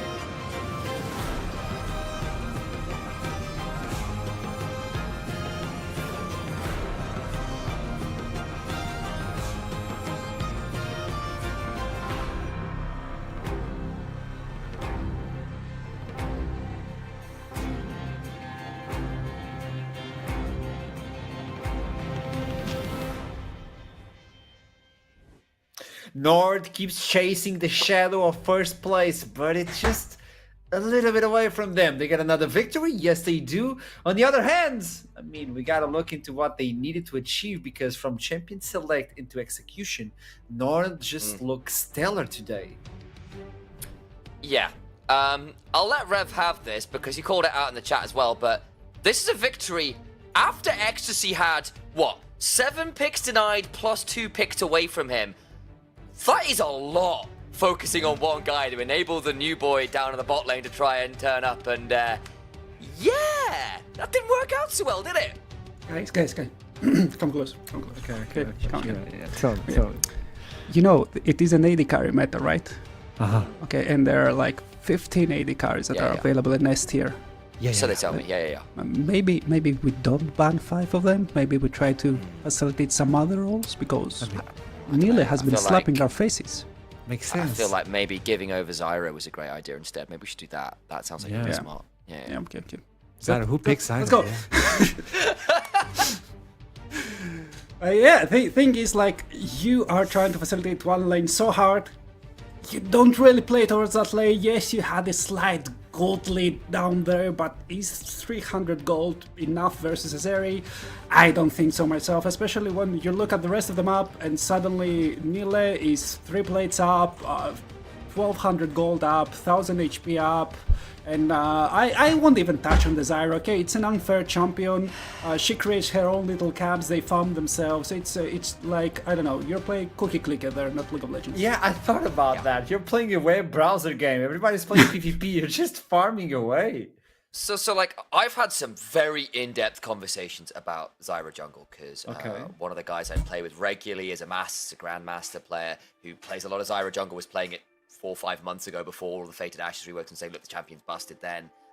Nightmare, my brother, hit rank 2 in Arena, spamming Zyra. So like, I've had a lot of people who've been telling me all about how the hell you play Zyra, probably some of the higher level Zyra conversation in Europe at the very least, and they're just saying like, look, this champion clears so fast, and if you know what you're doing, your ability to start a camp and then leave it at 2/3 done and let it be finished, and you can be ganking, can be looking to invade, can be putting wards down, putting plants down for vision, using your E to push plants at max range, who will then slow from further away than that. You're just so obnoxious, and when you then give that First Blood and Soul AP with the kind of range and arguably frontline advantage with the Fed Scion as well, it was so difficult to manage, because by the time you saw natives try and pull the engage, like, the damage was done and they go in and, well, there's a Stranglethorn. So what are you doing now?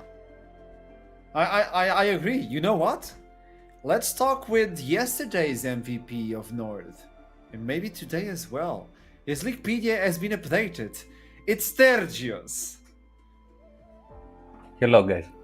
I'm getting closer. Yeah, tell me. Yeah. Let's go. Yeah. So I don't know if you're aware, but I played yesterday. Your Leaguepedia has been updated. It was like a big list of I'm a coach. You're a pro player now. How do you feel? I feel pretty great, even though that ended up in a loss. We go with the flow. It is what it is. But who picked the Zyra though? Like that was devastating. I mean, we were thinking that we give Zyra a try because it's a global thing right now. As I told you, if you remember in the past, we are scouting generally to see what's being played. Yep. And Alex put in the work. So we were thinking, if they leave it open, but we didn't think that they will leave it open. It's right there on his OPGG, you can see, like, he plays Zyra like 10 games. He played Zyra 10 games yesterday. So you think like it's the preparation could have been better, specifically for this case? From the enemies, for sure. Yeah. Okay. Yeah. Now, looking into the standings, it seems like Nord is chasing a shadow. Obviously, like, everything is really, really close. You're getting really close to first place, and I'm taking a peek. You guys will be fighting versus DMG next week. What can you expect from that matchup? I need some spice. Give me some spice. I mean, even for this week, we had a plan to just replying to Veteran from yesterday. I heard the question on the broadcast. We had a plan to play with Memento, but we registered late. So that's why this happened yesterday. We are generally aiming to win versus everyone. Like we are finding our identity, what we can do, what we cannot do. So you can expect a clash for sure. The losses that we have thus far are, our own mistake. So we prefer to keep moving. You brought up identity, and you're finding your identity still. So if you can give me like, hey, I just stole your ID. What's the identity I see on Nord's ID? Don't give me the social number, just the identity. Yeah. No. Yeah. We like to be really fast and really skirmish heavy. This is what I can tell you for now. We want to be. We want blood on the rift. I realized because it was a 28 minute game and it looked like it was a 40-minute game. It was action-packed non-stop. Like you guys never took the pedal. Less than that. Yeah. In this one we never took the pedal off. Like it has happened with the, let's say, lower teams, but we are still figuring it out because versus the other higher teams we respect them a bit too much sometimes. So that's what happens. I like it. Hey, by the way. Thank you for the interview, Sturgis, the pro player. Have a lovely one. You are welcome. Give my greetings to the Rev, by the way, from Greece. From Greece, okay. I'll be sure. I'll be sure. Hey, Rev. Yeah. Greetings from Greece, by the way. I mean, from now on, I will only be addressed to as the Rev. Okay. The Rev. Oh, the my Rev. days. Oh, boy. Are you either a religious man or the former drummer of Avenged Sevenfold? Yes. Neither, but I could become That's both. a shame. I don't know. Okay. You never know I have what a the big future question. I have a big question before we move to the next game. Are you a Spartan? I mean, I was born and raised in Athens. I'm sorry. Oh, he's Athenian. Oh, that side of the battle. I'm sorry. Better Navy, at least. Oh no. Last match of the day will be Verdant versus I got an email. You're fired. What does it mean, guys? That was fast. Oh, also, before we do move on, shout out over obviously to the Zyra for the wonderful Alex, MVP as well. Alex was there. was I had a moment, I was like, oh my days. I was like, I wanted to say Alex, and I went, no, it's not Ruddy's mid lane. I was like, wait, there was a second Alex. At that point, I just went with the Zyra because that was easier to get with. But yeah, exactly. He's the Rev. He was the Zyra. The Zyra. Alex is more than just a champion, guys. I promise you. He's also the numbers 2, 3, and 4. But yeah, Verdant, Venom Crest. Maybe we should move on from me horribly mis-shouting out a play. Let's talk about the bot lane, the AD carry position, the Lindgard versus the X-Drop. We actually had an interview with X-Drop today for those who missed, but look at the champion pool, and this is why I want to bring it up. Don't take it out yet. I was talking with X-Drop, and X-Drop was like, I want to face them specifically because I want to fight Lindgard. The last time we did it, he played Ziggs, I played Caitlyn, we couldn't fight. I want to fight. And this guy is a menace as an AD carry X-Drop. So obviously Lindgard is just saying, hey, I can play APs, I'm fine. But X-Drop wants a challenge. He's got a Nasus game in though, there, remember guys. Like, for whatever reason this split, the NLC gods have decided, yep, we're gonna throw in the wackiest players we possibly can towards the bot lane. It's like, well, Nasus and Brand and, Hui and all these other things. It's like, it's been great fun, but I think particularly these two players, alongside someone like Fruity Fresh, have been some of the very best. Ecstasy as well, I think, has to put their name in there, at really delivering on the champions they have decided to put out there. They have been willing to pull out some of those more spicy numbers, and those DPM numbers, those damage percent numbers, are both very, very high indeed. But I think particularly for Verdant, they live and die by X-Drop. 81% kill participation is high by any measure, especially for a non-jungle or support role. Yeah, I have to agree. There's nothing else I can add to that. They are actually playing all around bot lane. X-Drop has been smurfing on those damage percent, on those damage numbers as well, like 30, close to 34% of his team's damage dealt. So the rest of the team should be playing around me, especially like if we consider that Dopamine has been picking up some carries as well. I remember a Kindred game. Yeah. Leaving your ADC to those numbers is absurd. So him and Kamsky should be getting the attention they deserve. They should be playing around bottom lane. But it's very hard because, as he himself said, Lingard really likes to play all those uninteractive champions, play that cookie clicker champion, wave clear time and time again, just reconnect to the game at a team fight where you're already 2 items strong. When did you have to lane against a Hui that messed you up and lost you a lot of LP? Just tell us now, this is a safe space. Me? Yeah. Yeah. I don't know, I haven't laned in quite a long time, but honestly, there's been a couple scenarios, okay? That's the thing. Also, we need to highlight something really fast before we jump into this champion select. The idea, when I was talking with X-Drop, one of the concerns within the team is everybody can carry, but that means everybody's looking for the economy. And there's only a limited amount of economy. Yeah. So they're still trying to understand where they put that economy without like overtaking other people's economy. And just as you highlighted, X-Drop should be the one to take it. But there's a big question. So champion select is on the way. It's a first pick Maokai. Meanwhile, there's a few picks available. Yeah, but that's the twice in a row now we've seen it, and I think it is really valuable for Venom Crest, who do love to have that kind of very distinct kind of compositional archetype, which often does leave Theocax on that kind of engaged utility CC providing role, which allows the likes of Fierce and Lingard to have something a little bit more interesting. Verdant going to get a hold of the Ezreal. X-Drop certainly able to play it. I wonder whether, like a few of our other teams, they might be looking at it mid lane. It feels like it's becoming a bit of a meta option here, specifically in the bubble of the NLC. And they could look towards something like the Leona 2, and I would quite like that. Comps excellent, the champion. It is very, very strong right now and very blind pickable too. Yeah, I feel like if you're not playing double marksman comps right now, you're not part of the cool kids club, and everyone's trying to replicate it. I would expect something like that from Venom Crest as well, unless they want to have some AP damage from Lingard. Although I see the Rumble, I don't expect Simpy to play the Rumble, I expect Simpy to play all those engaged champions. So you're just playing with space right now. You can, I would say you could go for the Corki, but the Corki is banned out as well. You could go for that long range ADCs as well. Maybe Caitlyn plays down some traps, make sure that you pretty have... good with this if you want to go for that route. Exactly. The way actually is pretty good here too, but it'd be a lot of AP, so you got a couple options. You just control the space, play around neutral objective, and you should be fine in Dandy.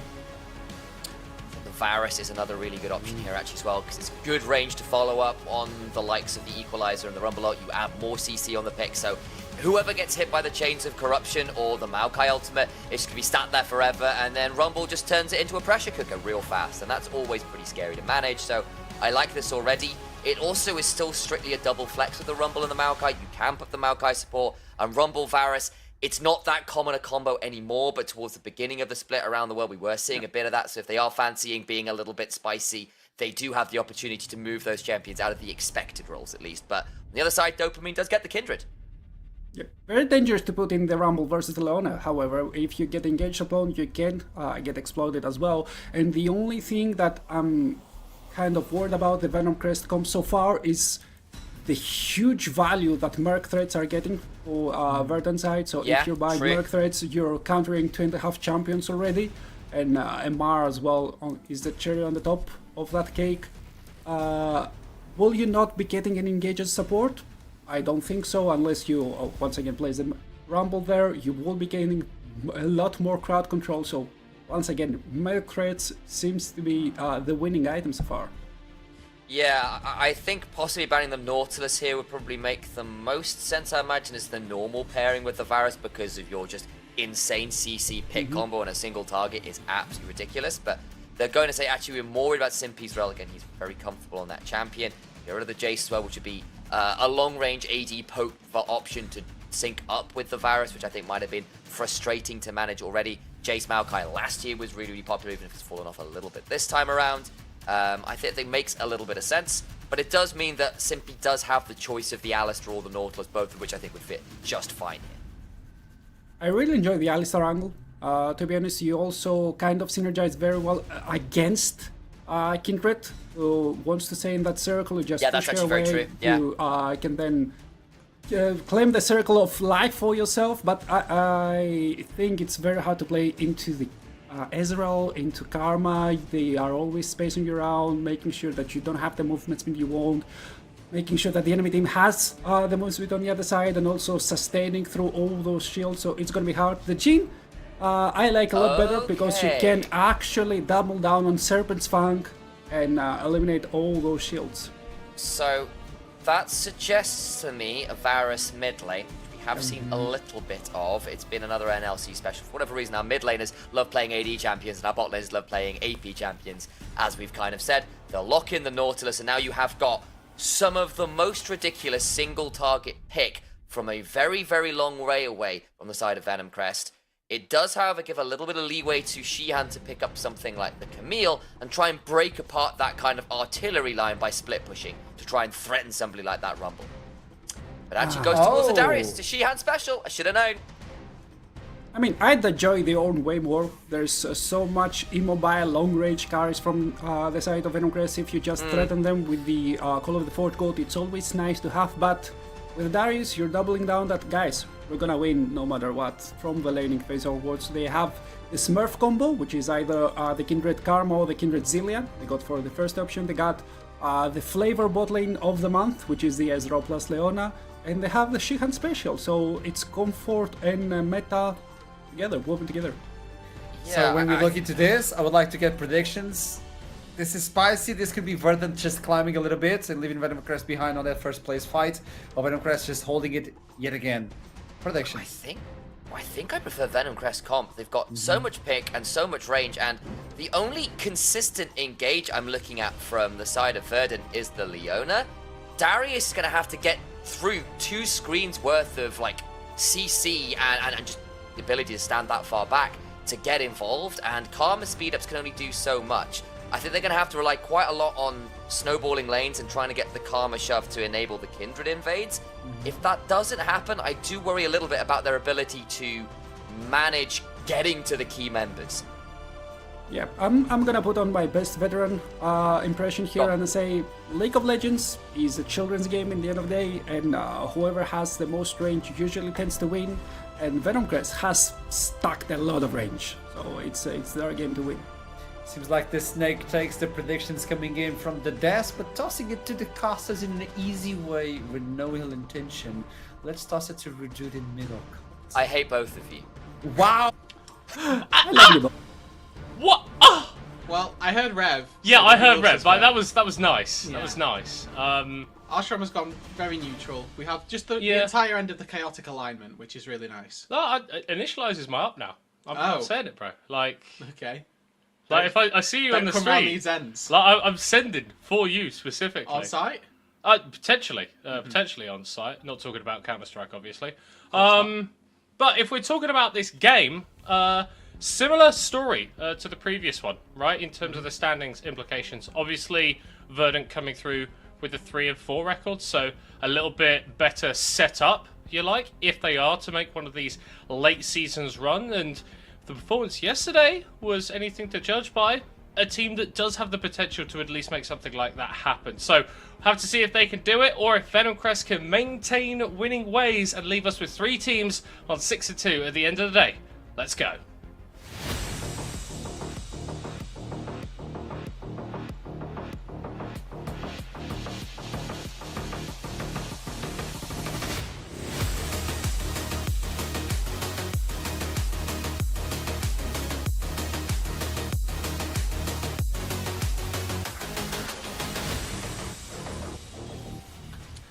Let's go one more time onto Summoner's Rift for Venom Crest versus Verdant.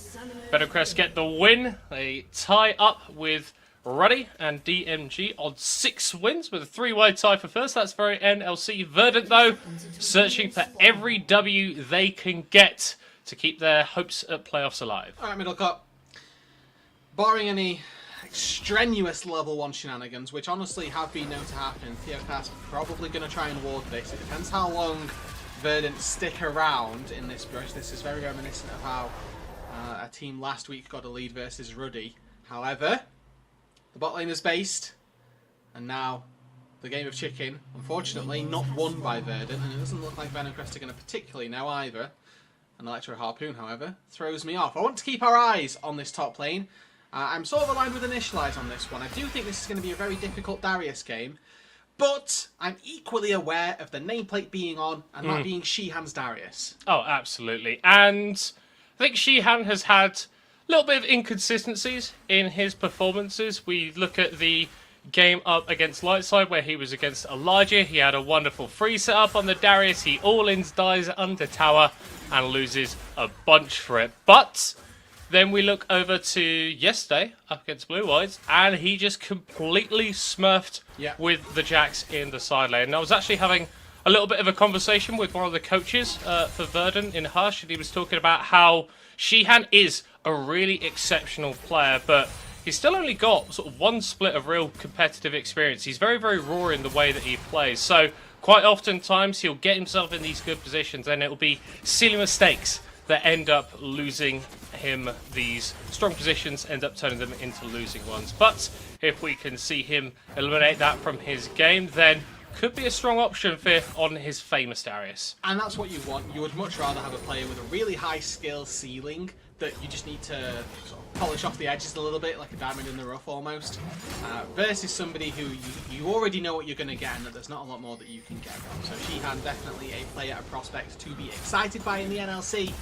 Getting his one trick, his OTP almost in the Darius, definitely a champion he is known for. Certainly going to be an exciting watch as well. That topside CS already looking very good. 19 for 19 from the first wave. Gets to go back to base, find himself a free recall. So far in the laning phase looking exceptional. And this is kind of where Darius needs to thrive. You need to be getting yourself an advantage. Going for the no magic mantle here. Very aggressive. Doesn't want the damage. And I think Rumble is a champion that can cause a few issues in extended plays, and you look at a Maokai in the jungle, a lot of magic coming out from that position, and Darius is kind of the quintessential 1v2 champion, and so if you're not getting burned down by all that damage, maybe that's an angle that you can play for if you get ganked. Yeah, early Hex Drinker, early Merc Treads, I think that this top matchup becomes significantly easier. Lenny, you can see, has opted for the Ignite as well, so these top lane summoner spells and top lane recall timings actually become a lot more important. As such, you can see the junglers already making their ventures up to the top side very early on as Dopamine spots out, you know. Yeah, and the thing about the Kindred, very aggressive potential in a lot of these early stages, especially when you're playing up against a champion like Maokai. Obviously, he's got that gap closer available to him, but there's so much mobility on the Kindred that oftentimes it just doesn't seem to matter. We're going to have both junglers meeting each other in the top lane. Shihan already popping the ghost, getting ignited, getting burst down! Oh no, Shihan! Falls to first blood and Dopamine's dropping as well. It's a disaster for Verdant. It's absolutely fantastic for Venom Crest in the top lane. There's that Ignite, baby. No healing coming through from the Noxian Guillotine. And Lenny able to find a kill for both he and his jungler. Will crash this wave under the turret as well. And the insane attack speed steroid from an overheating Rumble just cannot be compared with from the early game of Darius. And I didn't think that was going to be the case, Middlecourt. I will level with you. But Lenny, more power to him, knows exactly the limits of his champion. Yeah, and it's great to see that from him. I think that Lenny, as a player, excited and amazed when he came into the league last split. He's been a little bit more subdued in terms of his performances, but aggressive plays like that, being this incredibly skilled top laner, is exactly what we want to see from him, exactly why he was retained by Venom Crest coming into summer. Obviously, they've built up incredible pieces on this roster. We're talking about the likes of Lingard, who's been great. Fierce as well has had some exceptional performances, and we may see the former get a little bit of something here in the bottom lane as Drop falls to 30% HP, the Ezreal under pressure. And I'll be fair to Drop right there. Somehow Karmsky turned into a Teemo hitbox and that hook fully weaved around the Leona, but nevertheless, getting hit by it, getting taken low. Worth mentioning as well, Barrier and Cleanse, our 2 combat summoner spells of choice for the marksman. As Drop going to have a little bit more safety with regard to damage, but Lingard, should he get caught by any CC, going to be able to cleanse out, get himself to safety. And with the Swifty boots, excuse me, the anticipated boot of choice for the Jhin, locking down this guy later on going to be exceptionally difficult. I see very little hard CC on the Verdant roster, save for Ileona, because Karma's not landing a W on a Jhin without taking all of her health. And that is it for your hard CC. Maybe Shihan with a flash apprehend, but again, consistency in being able to find that is low. And that's sort of one of the issues that I think the Desk did really well looking at this Verdant composition, is you kind of just are relying on the fact that you can go forward with a lot of your damage. Obviously, we're talking about the reach that Leona can have with her ultimate, and then speed ups from the Karma, the Ezreal, and the Kindred sort of positioning forward if they can, with Darius going through. If you're in a position where you can't just run at the enemy team, where you need to find a specific pick in order to engineer a teamfight victory for yourselves, it's not looking likely. But when I look at Venom Crest, this is pretty much stock standard team fight. Press the buttons, good things happen. Shihan, without the level 6, is just going to be able to tick over to it now. Gets knocked onto the equalizer. Doesn't get the guillotine onto Theocax, and it is a second kill going into the hands of Lenny. And again, there's no TP for these top laners, so all of these deaths, all of that experience getting lost underneath the turret is going to stick. A massive lead for Lenny in the individual matchup on the top side, facilitated by Theo and his ganks on the top lane. Great link-up play from the 2 French members of Venom Crest. Très bien, I believe is what they would say in the LFL. Yeah, very good. And Lenny is the sort of guy that knows how to carry on a champion like the Rumble. And it's putting the Darius behind. It's another game where Shihan finds himself behind on this champion, and it means it's going to be very difficult for him to offer something as we get later. Definitely. And one of the highlights that I made from game number 1, I'm gonna say it again here, except we're going to change one crucial word. Important to remember with this draft, Rumble, very broken champion at the minute. Game number 1 it was the Skarner, game number 4 of the day it's going to be Rumble. Lenny has got 2 kills, 1 assist, and all of these powers in his capability, in the repertoire, if you will. We're keeping that French theme almost. To be just a menace as this game gets later on. And that's terrifying, to be honest. Yeah, he's got the setup CC available to him. Every single other champion on Venom Crest roster is able to get some form of lockdown, and even if we're talking about soft CC that can be offered by something like the Jhin ultimate, that pairs so effectively with the Rumble when Verdant want to be going forward. And looking specifically again at the Darius pick, we already highlighted how far behind it is this game, but even without that, we need to think about how he's going to function with the rest of his composition. You're looking at potential dive partners, potential people that can go into that front line and absorb some of the DPS, absorb some of the damage with him. I'm looking really at Karmsky, who, you know, granted, Aftershock, Eclipse, plus the power of a Warmogs, there's something there. So it's not all doom and gloom for Verdant. There's definitely still a world for them. And this rest of the map, not particularly far behind. Yes, there are small advantages, but they're by no means unreconcilable. I love this little setup that Lingard's got at the entrance to sort of bot lane there. Yeah. Just 6 traps, like 7 traps. Oh my word! Go gank Dopamine. Let's see what happens. He is going through his mana at quite an exorbitant rate here, just to secure a little bit of safety. But this is a lot of safety, by the way. Genuinely, this is ungankable because this is a minefield of slows that you can't pass if you go this way. Yeah, Dopamine though might not be going that way. Actually, looking for a little bit of aggressive action onto the enemy jungler, and I think kind of flipping the script from what we've seen from the Maokai so far today against these junglers that do want to be farming a lot. Theocax has actually been able to get on map, he's been able to get stuff done, and importantly, he's been able to keep up in the CS department against the Kindred, who is going to be scaling into that late game threat. Yeah, personally, it's almost saddening how well Theocax has farmed, because really I would have loved to see this Maokai that we've seen from other players where they just really look for those ganks and heavily focused on that. Okay, big damage going to come through. you just can't walk through it. No, that's how you can't gank the Jhin. Lingard is using these Lotuses very well. Another couple going to go down, and unfortunately, now they've... Yeah, his Nautilus is currently top lane, so... No, I don't know that that's the He's case. not got anyone that's going to be able to help him out here. But again, this feels very much like the style of Lingard that we've seen from him throughout his career. He's an incredibly safe player. He's incredibly consistent. And whilst you've got other members of this Venom Crest organisation, I'm looking at Fierce in particular, that in terms of the way that they play can be a bit explosive in that regard.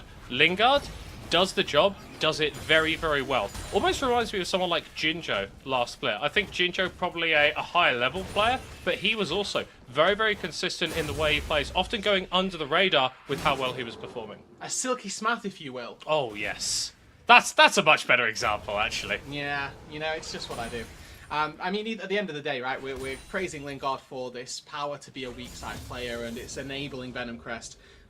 Granted, the top side was flourishing without Lingard having to sacrifice a couple of minions under the turret, and Lenny has continued to push that advantage. Now 30 CS up in his top matchup, 2 levels over Shihan as well. Any chance a wave crashes, Shihan has to be fearful for this exact thing happening. Here comes the Maokai once again, getting the slow with the Bramble Splash straight onto the Equalizer. Flash away, and the Ghost Pop by Shihan escaping with his life for the time being. So that's 2 ultimates from Venom Crest, but in exchange they get the turret and they get 2 summoner spells from Shihan. An absolutely worthwhile trade. Now we'll get to see what Lenny does with his time, because he's now very, very unlocked on the map, doesn't have the obligations of going to a top lane turret. If Verdant can get this Drake in, it's a big reprieve for them, because this would feel like Lenny's natural transition out onto the map to try and secure this Drake for Venom Crest. However, Dopamine picking this one up now means that Lenny's movement onto the map is going to be somewhat stifled. Yeah, and of course, obviously, going for the Ignite means that he isn't going to have that teleport, so he does need to be very cognizant of how far he's able to push his wave and when he needs to move for these objectives, because whilst the Darius is very, very far behind and is going to struggle to impact this game, he can still hit onto a tower if you're not there, right? And I think that's something that Venom Crest needs to be aware of.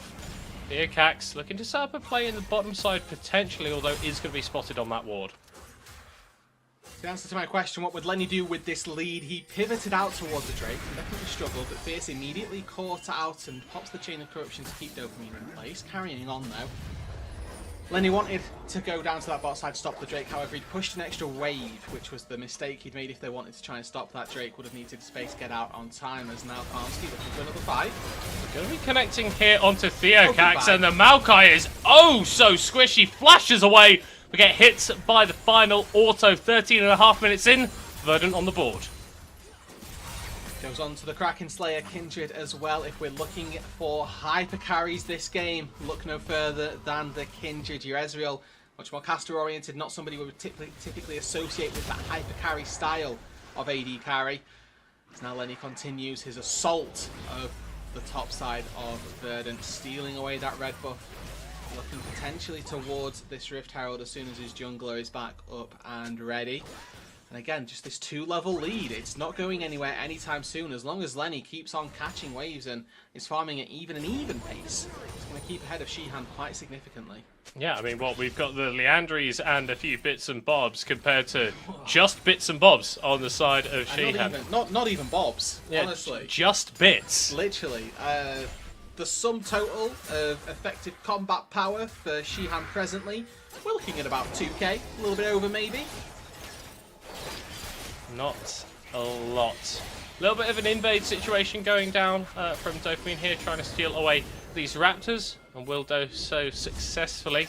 Not really set up in the best position to be the carry. Yes, he's got that first kill for Verdant, but only 2 marks unlocked so far for the Kindred, and you need to be stacking those. You need to not be jumping forward.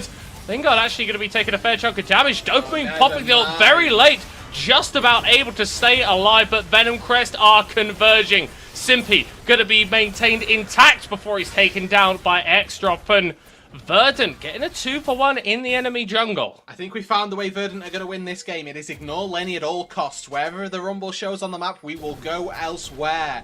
fighting in the bot side jungle like that. Very clever. Dopamine actually more than willing to jump forward there. Looked like that final hawk was going to be one step too far, but knows that with his ulti he can actually buy enough time to get a trade kill. 2 for 1 in favour of Verdant. However, Venom Crest used Lenny. More than happy to sacrifice one wave on top side to secure an entire turret in the mid lane. Just extending that map advantage even further, and this is what you need to be doing as a top laner that gets a lead. You can't just stay in your lane, because every time that you kill Shihan in this top lane, he's worth less and less gold, and you can get less and less for it. That tier 2 is probably the only realistic proposition that you could go for before you start being massively overextended on the map. So it's good awareness from Lenny and for the rest of Venom Crest to go, hey, we've got this massive power point, we can start moving it around the map and getting even more with it. Okay, I was looking at that second item for Lenny. It's not going to be finished off just yet, but Shihan still yet to finish the first, so the discrepancy is of 3,000 gold so early on into the game. Definitely very scary, but if we look at the gold for the entire game, that's actually all of Venom Crest's lead. So where Verdant have been looking to make plays on the rest of the map, they're actually coming out even if not ahead on those trades. Looking at X-Drop in particular, has that nearly 1,000 gold lead, is working towards that Mana Moon, and will be able to finish that up in swift time. Won't be up in time for this dragon, and I think that's when we're really going to see Lenny unlocked on the map. If I'm Verdant and Lenny shows up at the bot side, we are leaving immediately. Presently, he is still top lane, so if Venom Crest want to take this fight, they're going to need to hold the Rumble down now. Yeah, 30 seconds until that dragon spawns in. I think we're starting to see Lenny move, although he's actually maneuvering up into River, looking for a bit of a fight up against Shihan, who is playing chicken. Kind of locked in place. It's actually on the move up. They're going to run past the tower. Yes, the Rumble shows now Verdant should be looking for the fight. They see Rumble on the top side. They're trying to take a 4v4. If they want the fight and to take this Drake, now is their time to do it. Yeah, starting to slowly move into the river, but with the amount of time that that's taken, Lenny is halfway to mid lane already, and Shihan is still in the top side. Now Verdant are going to pull the trigger. Now they're going to be looking for the engagement, but the Rumble is on the way. First kill of the fight secured onto Theocax. Second kill of the fight, taking out Simpy. The shots fall from the curtain call, and the piercing arrow finishes off Calm Sky. Still a very winning fight for Verdant, though, down in numbers and coming out on top in the fight. 2 for 1, they only lose their support. Kills going on all the right targets, as well as the double marksman come online. Now they're looking for the Drake as well. This is risky, though. That gold lead is all here to play. He no ulti, though. Doesn't have the equalizer. If he gets in melee range, he's going to burn them to death, but he decides better than to go for the play. They're looking for a steal. They do not find it. And all this while, Shihan getting a tower in the top side, getting those waves in. He's still absolutely in the dirt as he stands on this Darius, but he's starting to clean himself off a little bit. And this is going to sound like such a small thing, but a third of that gold lead being closed up just off of that sequence of plays is genuinely massive for Shihan. Even if he's not going to be able to 1v1 the Rumble, getting that free time, that alone time, it's going to put him on parity with the rest of the map a little bit sooner, and that's what's important, because we're going to take so much more than just one bad roam from Lenny for this top matchup to get turned around. So if the Darius is going to have any impact on the game at all, it will have to come from those groupings. And importantly to note as well, Verdant got that dragon. Yes. They're on sole point, despite how badly this game has gone for them in many ways. So in 3 minutes, if we're talking properly, they can leverage that as an advantage. They can force Lenny to a position on the map where he may not necessarily want to be, get Shihan a little bit closer, and just buy some time. One of the small things about this composition that I sort of overlooked for Verdant is how powerful Harbo is on this Karma. A lot of poke coming down from the Jhin, from the Varus, and a lot of movement speed given by the Karma to dodge out on very important skill shots. That last fight we got to see around the Dragon was a great example, and Mantra E came down on the exact timing of the equalizer, and everybody just scattered immediately, left the equalizer, and they were never really in any concern. And Lenny's ulti, this big power trough that they've got in the top side for Verdant, wasn't felt at all because of Carbo and because of this Karma being able to get everyone to safety. Yeah, we're starting to look at the sort of more scaling elements here of Verdant. Dopamine now on 4 stacks, going to be able to pick up a 5th as well. So the Kindred is starting to get a little bit closer to where she needs to be. We are post 20 minutes, and Venom Crest have invested so heavily into vision around this top side. It's very difficult for Verdant to step into their jungle without getting picked off.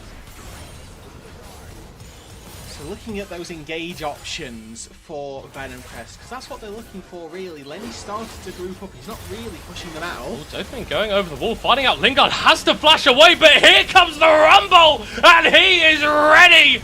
Dopamine doesn't even have time to pop the ultimate, and Calm Sky finds the peaceful sleep of death. That's 2 kills for Venom Crest. That's Baron time, baby.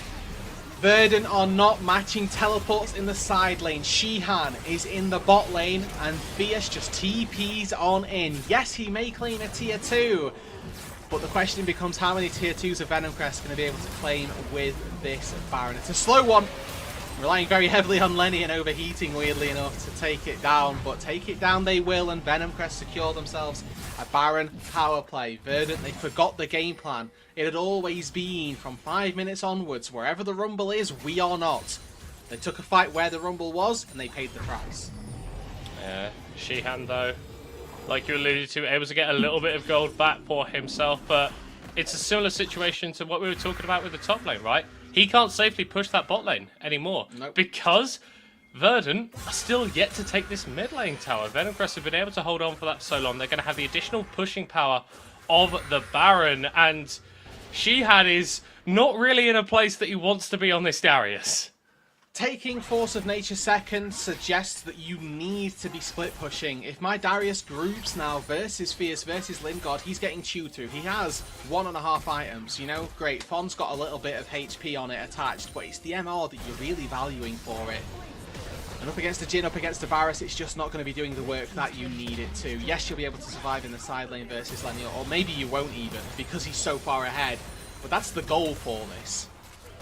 Yeah, the 2-level lead has been maintained for a very long time now, and Verdant are obligated to match Venom Crest where the Rumble is at. Not too big a wave in the bottom lane, so minimal damage going on to this tier 2, and Venom Crest not really empowering all the waves, looking for a little bit of a single lane shove at the moment, but Verdant still hold away, forced to defend, and crucially out range. But Shihan going for a big hit onto Lingard there with the flash apprehend, takes down the Jhin, and Dopamine able to buy so much time with the Lounge Spike on the other side of the fight. Stays alive with the shields from Carbo, and Calm Sky wants even more. The speed up onto Shihan, not enough to get him into range, but Verdant showing there's still life in them. And the Drake is just about to spawn. They take down 2. The top laner, the super fed Rumble, and the AD carry as well. Venom Crest though, they're not done. They have a jungler and they have 3 people with very high HP. This charging up the arrow, crucially not going to be hitting on the drop, and Theo Cax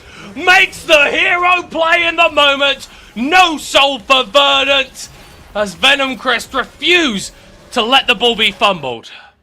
A valiant sacrifice from Theo there.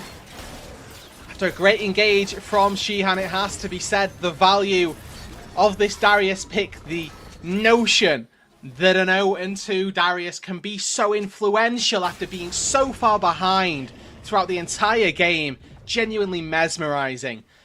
But they find the fight, the crucial one. Would have all been great had Theo not flashed in and stole it away.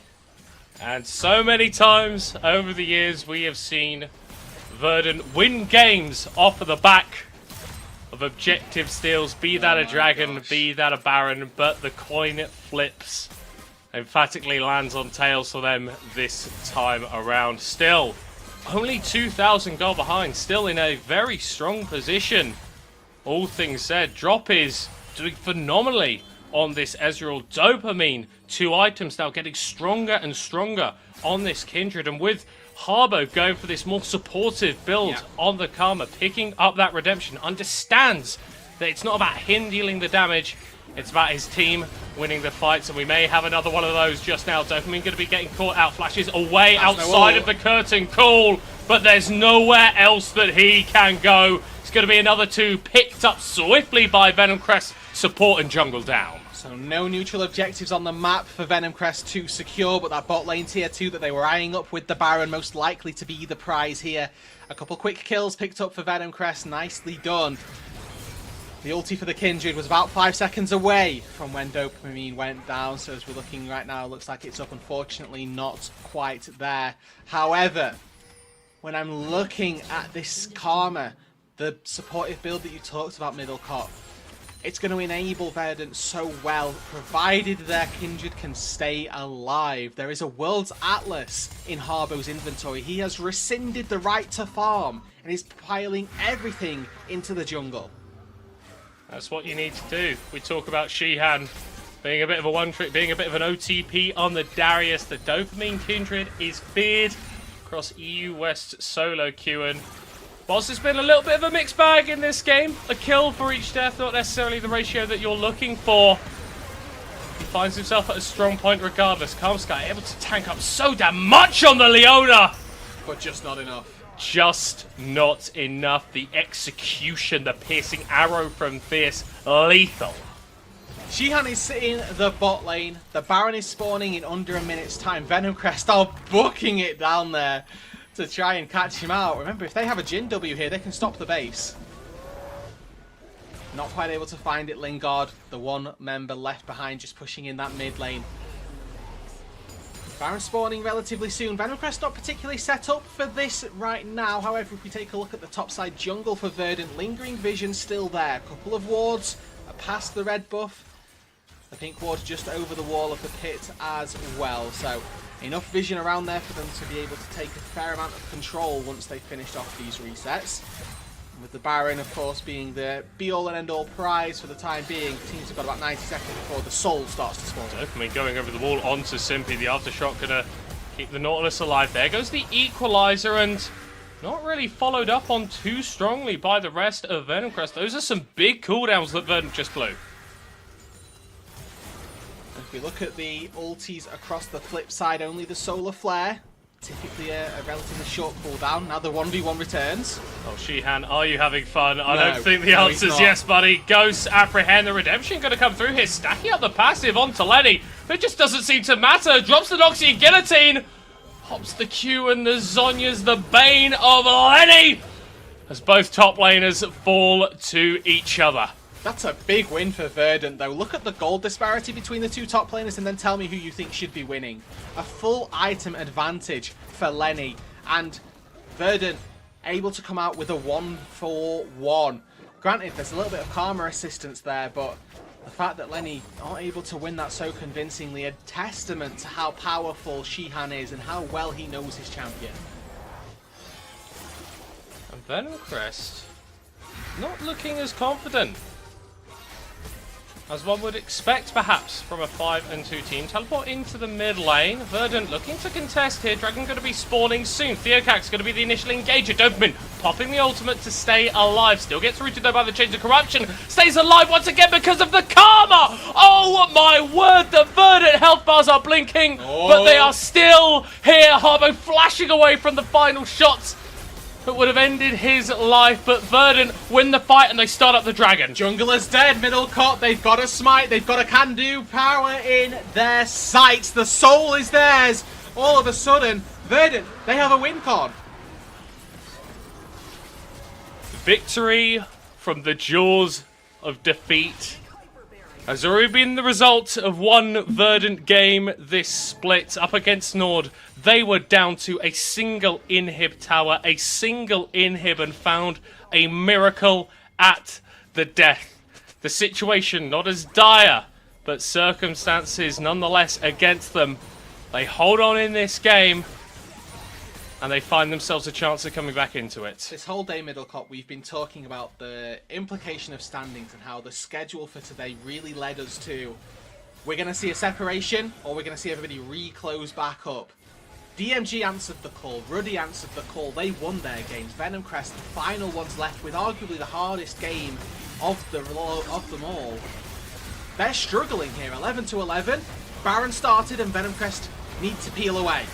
Get onto Calm Sky, but the Leona is not the target that you need to be locking down. Goes into the backline, but Lingard has already gotten a kill for himself. Venom Crest are kiting this one out, and Fierce is in a 1v3 situation, but drop will make him fall! Sheehan buying so much time on the other side. The Ezreal goes over the wall, gets hit with a hook, but doesn't give a damn! Verdant find the fighters. Venom Crest start the Baron. And the green team on the red side claim the purple worm. Mountain Soul plus a Karma means that this is easy days for Verdant. They find yet another fight and another instance of Sheehan being a menace in the backline. 4 people on him for 1. For the first time in 30 minutes, the gold at the top of your screen reads positive for a lead in favour of Verdant. After the situation they found themselves in top lane, the way this started out, Sheehan being put in the mud. This game could easily have been called as over, but off the back of Dopamine with the damage, off the back of the support from Harbo, the engages of Calm Sky, the sheer mechanical prowess of Drop, and Sheehan's refusal to lose, Verdant find themselves in the advantage. With a mid-tier 1 middle cop that is on its last legs, Venom Crest, you would like to think are going to have to concede this one. Verdant have all the momentum. They have all the stake in this game at the minute. All the cards are in their hands, with the Baron at their backs, with the Mountain Soul as well. A hook going wide there for Simpy maybe is actually a saving grace for him. And a game which has been defined by these wide map states, movements across Summoner's Rift has been reduced to fundamentally go mid and push. Looking for it again as Calm Sky is going into the backline. True Shot Barrage coming on from the long side. Dopamine with another ultimate to keep his team alive. And here comes Sheehan ghosting forward. The axe comes down and cuts down Theo Cax. Verdant with another fight. They get the tower. Dopamine will fall in the end. It's Venom Crest who come out with the numbers advantage. The random sapling takes down Dopamine, and the Andrews is actually enough to take the Kindred down. It's a 1 fight overall for Venom Crest. Taking a look at your time as well, the Baron was about to run out. But it just about means that Venom Crest lose 2 turrets in the mid lane. And that is all. Sheehan not able to go off in the way that he needs to on this Darius to secure a full-on wipe. Yes, he found 1 execute. It was on a target who had more than gathered enough distance from the rest of their team, and fortunately for Venom Crest, still very much in this game. Keep your eye on Lingard, reaching 4 items now on the Jhin. 100% crit chance with the Yuntal. And 100 seconds separate us from the Elder Dragon. Well and truly the game ender, the buff that when you secure it, your team becomes so empowered that no one can stand against you. Lingard getting a little bit poked out there. Fierce having to collect this mid wave away from the middle section of mid lane, and this gives Verdant access into the river, able to secure a scant amount of vision. There's been 2 players who haven't died for anybody so far this game, and one of them who is having the performance of a lifetime. Drop on this Ezreal has been phenomenal. The team's so far behind through the early stages of this game, but he individually has been ahead of his laning opponent the entire time. In these team fights, consistently keeping himself alive and using that limit that we talked about from a previous Ezreal game, playing on the very edge of what is capable of this champion. Doing so consistently throughout the entire game. Not 1 slip, not 1 falter, not 1 issue so far. Sheehan for Verdant pushing in the top wave. He's going to need to join the rest of his team soon, you'd have to feel. We can't be giving up pressure onto the Elder. So base now comes through. Important summoner spell to keep track of is Sheehan's Flash. It will be up in the next 30 seconds. So he can look, he can try to find a target in this Drake fight. We know there's going to be one. There's no chance that Verdant try to give this Elder Dragon But Venom Crest, they're the ones holding true. Oh, Calm Sky looking for an engagement. They catch out Theocax right at the start. Lenny is nowhere near, but Dopamine drops before getting the ult up, and here comes the equaliser. Oh no! What a calamity! Verdant pull themselves back into contention, but Venom Crest rip away all hope. They do not care for this Elder middle cut. We are 35 minutes into the game with 3 people dead. Catch a wave. Go end this game. Drop, you have got the mammoth of all tasks here. He's not going to have the help from Shihan as Fierce is based to push away Great him. buffer. Drop flashes away from the root coming out from the Jhin. It's good damage down, but it's a 1v4 now. A Herculean task, and even he was unable to do them. The hook connects, and there is just nothing you can do. Here comes the Darius, put so far behind. Calm Sky is joining him, and Verdant are actually still in this game. Lenny is overheated. He's going to get cut down, and the guillotine does not drop in time for Verdant. Dopamine is back, though. It's not over. It's not over. Fierce is hitting onto the Nexus Tower. He's going to be able to take that one down, but the respawns come through just in time. How on earth are Verdant still in this game? And never did Venom Crest take the Elder Dragon. Now their jungler's dead. Now they're the ones with 3 people down, and only Shihan and Drop are away from Verdant. Dopamine, slinking his way through the jungle, has to turn to this Elder immediately. 40 seconds on Fierce, 20 seconds on Lenny. The Elder will fall, and somehow middle cut, it'll fall for Verdant. Twice in the same game, Verdant find a huge fight to secure them a dragon which changes the game. The Mountain Soul kept the minute, it kept it competitive, but Venom Crest fought back.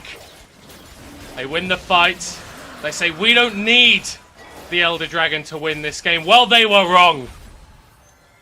Wiped out in the base, and now Verdant breathing down their necks. Only 2 wins separate these teams. If Verdant get the W, only 1 shall be between them. And the Elder buff is exactly what the Doctor ordered. Ezreal ulti to scout out the Baron. Verdant know that Venom Crest weren't on that. That should be Verdant's next port of call. Everybody get out of the base, head toward that Baron. That's yours for the taking, with the Elder in your back pocket. You win every single fight. If they'd been even remotely close beforehand, fights just become so one-sided at this point. Shihan posting up in the mid lane, rest of the squad on a pink ward, on full vision.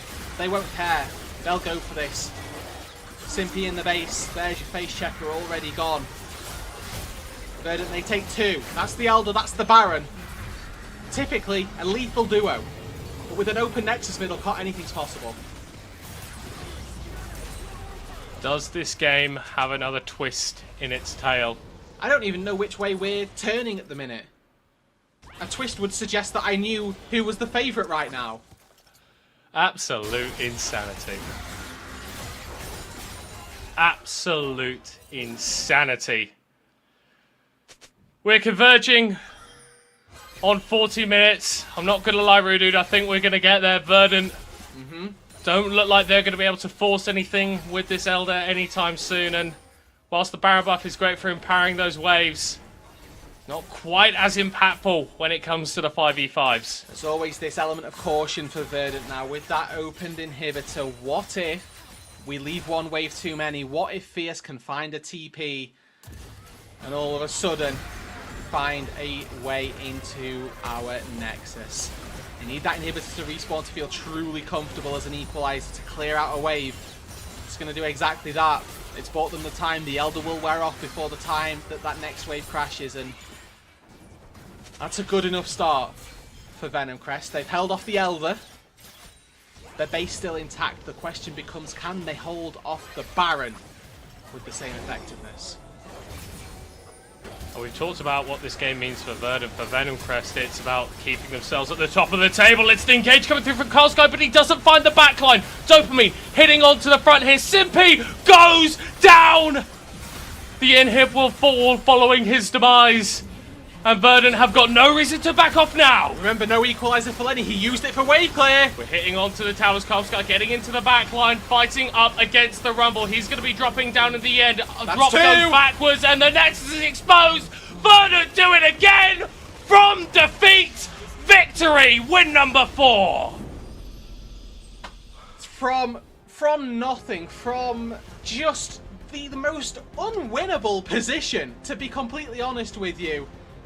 Verdant find a win. Venom Crest had, again, all the time in the world, all the decisions to be made, and unfortunately they just fumbled when it mattered the most. They decided a little bit on going to the Elder, they decided a little bit on trying to end the game. That split second, the two minds that they were in between, was the difference between being able to hit the Nexus and then getting caught by the respawns from Verdant. Drop, with a mammoth performance when he was defending, put out so much damage before the rest of the team came on back. And yes, he fell, yes, he went down, and so did Shihan, but they did enough to keep them in the game. And what a huge win for Verdant. And it's one of those teams that was at the top of the table, now in second place.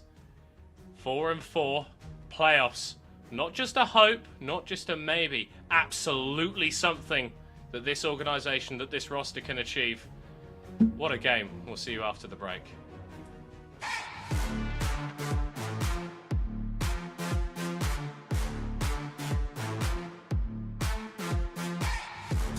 At SteelSeries, we make the headsets, mice and keyboards that the world's best gamers win the most with.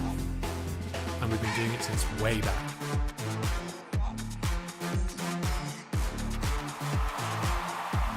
It's up to you how far you go, but whatever you do, go for glory.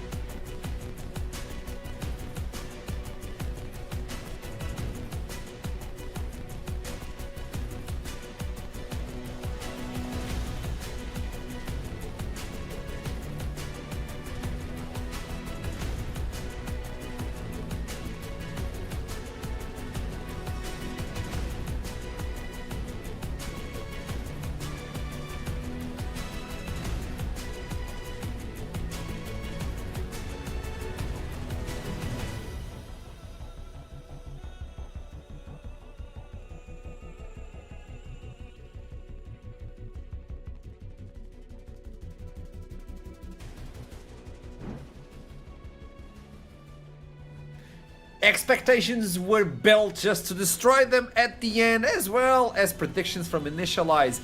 But more on forward, because this was a banger. This was the way to end the beginning of the second half of the split, with the team finally making a difference from the beginning of the split. Venom Crest takes a L versus Verdant, and we gotta talk about this game. At the beginning, it looked like Venom Crest had it in the bag, no? Yeah, I think they did, especially after the top lane 2v2 went so in favor of that Rumble. It was a 3,000 gold lead, nearly straight out of the doors. The Maokai was at Leandry's incredibly early. It was all looking really good, and then mid-game started rolling around, and some fumble dragon setups got very difficult to manage, bluntly, and Verdant got the Soul. They get the Kindred a number of marks, the Shihan gets back into the game, and that's without talking about X-Drop, who was absolutely monstrous on the Ezreal. I mean, all I'm saying is if you're raising a Golden Ghost in your top side, and that Golden Ghost doesn't have a rapid movement spell, like a teleportation technique available, you don't go to the Golden Egg Market without that Golden Goose. And that happened time and time again for Venom Crest, so Verdant was there, they've been raising a couple Golden Gooses, and oh my god, X-Drop was not missing on any skill shot ever in his life. I swear to god, his accuracy was 98% or something. It was watching Tony Cross passing accuracy. Always me, always hit. I'm so happy we got the interview of him released today, specifically because he brought this match up. He was like, I really want to face Venom Crest. I want to face the bot lane. He didn't get that idea where you could just go one versus one because it was a Jhin, so you can farm from afar. But I 100% agree with you, Rev. The way he played with the Ezreal was just out of this world, and we gotta highlight yet again X-Drop. We're still waiting for the interviews. Don't worry about it. We'll have them. But Initialize, with this in mind, Verdant takes a step closer to the middle of the pack. But Venom Crest, there are some holes in the armor. Yeah, I mean, this was an odd game because there were moments where it was like, that was really well done. But you could see there was some issues, and it was the least clean from ahead. I think we've seen them all split. They've normally been very, very confident and consistent from ahead. The big play I'd like to call out on that one is when they got that big team fight and then dithered around the Elder Dragon. They weren't sure they were going to do Elder or try and end the game.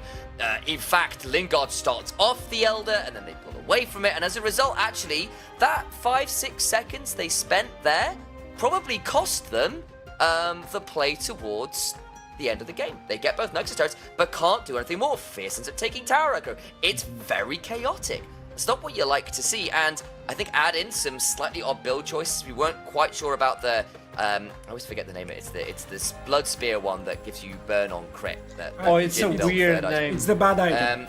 I barely see it, that's why. But it's like, I think that probably should have been a Lord Dominic's earlier on, and then maybe into something like a rapid fire cannon to double down on the range. We were looking at a lack of anti-heal and Oblivion Orb in the Maokai build would have been really helpful, especially because the Karma built towards the Redemption, which messed up Releni in the 1v1 because the Ignite got timed out, and then Darius got to heal through stuff. Like, lots of little things there from Venom Crest meant that they didn't leverage the leads they had cleanly. And then even then, there were a few other issues. You go in a very tight game, you wonder whether that could have made a difference. That could have been it for Venom Crest. Well, they lose that run towards the first place that everybody has been talking about today. It seems like only two teams of the big three we talked at the beginning of the day will remain undisputed on that position, but allows a better fight for the middle pack now. This is good. This is good news for Verdant. We start seeing some light on these teams that kept saying on interviews, we're going to make it. And finally, they're making it. When you look into the end of the day and the way the games went across, how do you actually summarize this? Well, honestly, I think like today chaos is an every game for most of the teams. So who can capitalize on that chaos better, or at least capitalize on being behind in terms of gold, in terms of stats, and then creating that chaos for the enemy team, because that's also a skill to have. If you're behind, being able to muddy the waters is always a very valuable skill to have, so that the enemy team feels unsafe, does not continue with their proper plays forward, and stumbles and falls. That's what Verdant did this game, and they did it perfectly. Even if they were losing fights, they were gaining something in the side lane. If they were winning fights, they were making sure that the enemy team could not capitalize on anything further ahead, further for themselves, like trade a fight for a turret or trade a fight for a neutral objective. And I think that ruination would be my word of the day, because you're ruining big choice. the enemy plans. Viego approves. I think I'd also flip that around and go, there's a real skill set to being able to utilize the leads you do have, even if the rest of your team is struggling. And X-Drop, for me, did an absolutely Herculean effort from the position the team was in. Had the individual lead, but we were worried about the range discrepancy, the lack of easy access to engage. Really, it was the Leona or bust, and Karmsky was often flying into the backline to die before he can get towards the Lamb's Respite, but X-Drop on that Ezreal just didn't need the engage. Because basically what he would do is he just hit every Q, and it doesn't matter then that you don't need engage if you're just doing the damage anyway, because he was the guy with the range, and he really made it count. He died one time, and even then he sold his life dearly. A hero, yeah. To help save the end of the game. That was the play. He's the MVP at the end of the game. Obviously, we are highlighting him specifically because of that as well. Look at this kill participation, 90%, 90% kill participation. We talked about it before the game. His kill participation is ridiculous, and he just proved it yet again. And that last push, that should be game. By the way, Initialize, you were talking. That should have been game. He was landing not only the Q, the Mystic Shot, but also the W on the Rumble to negate that wave push that they had. Like, it was so crucial on every single play, but also so surgical on what he wanted to do. Like, I want to do this, and I'm moving that towards that. On the interview, we talked about it. Sometimes we have more voices than we should, and also economy-wise, we already debated it. But if X-Drop is capable of doing stuff like this, I don't know. This could be a dark horse team. I mean, how can X-Drop lose if he keeps on winning? That's all I'm gonna say. I mean, there is a kind of phenomenon in esports and sports in general where certain people just have that ability to drag games over the line by just raw ability. Existing, and I think X-Drop, with a bit of help, let's not take it away, Harbour in particular, went full utility karma after building the Malignants, even got a second support item later on to the game that we were raising our eyebrows about. But you get that, and then you have someone's like, okay, here is the platform, deliver. And you do have players who can do that, and that is a really good sign for Verdant. They have got a player of the caliber of X-Drop who, even when games are looking dicey, can help drag it back from the depths like that. And obviously, people like Dopamine as well were adding into the damage on the Kindred, but was a lot trickier for that Kindred to stay alive before the R button got pressed. I just got news that we have the interview ready, so let's toss into it and talk with the interviewer. It seems like we have a change of plan. Okay, welcome to the show. Hello. How's your heart? Tell me how's your heart. Nearly not pumping. Like, it was a really close game, man. Run me through the emotions that went through your mind through this game, because top lane Darius. Yeah. Didn't work out, did it? No, so I think when the first gank happened and it didn't really succeed for us because of the counter gank, I was really nervous after that. I thought oh damn, this is a really rough start. But on the other hand, we have done a lot of these games where I had rough starts, and in the end it ends up going fine because we are really good at playing split, or not split map but cross map, and getting back into the game. But it always just feels a little disheartening to get behind this early. Yeah. And I realized putting Arbo on the support duty, let's call it that way, with the Karma and all those shields, trying to buy enough time. It's like fixing that idea of, hey, we have so many voices, everybody wants to carry. This is like a fix. It seems like the team is going towards the place that they need to be, right? Yeah. I think that's a really good observation. We have a lot of strong players, strong individuals. So often the problem with the team can be more that who are we actually going to play for? Because there's 3 players who's super strong. They have a strong voice as well.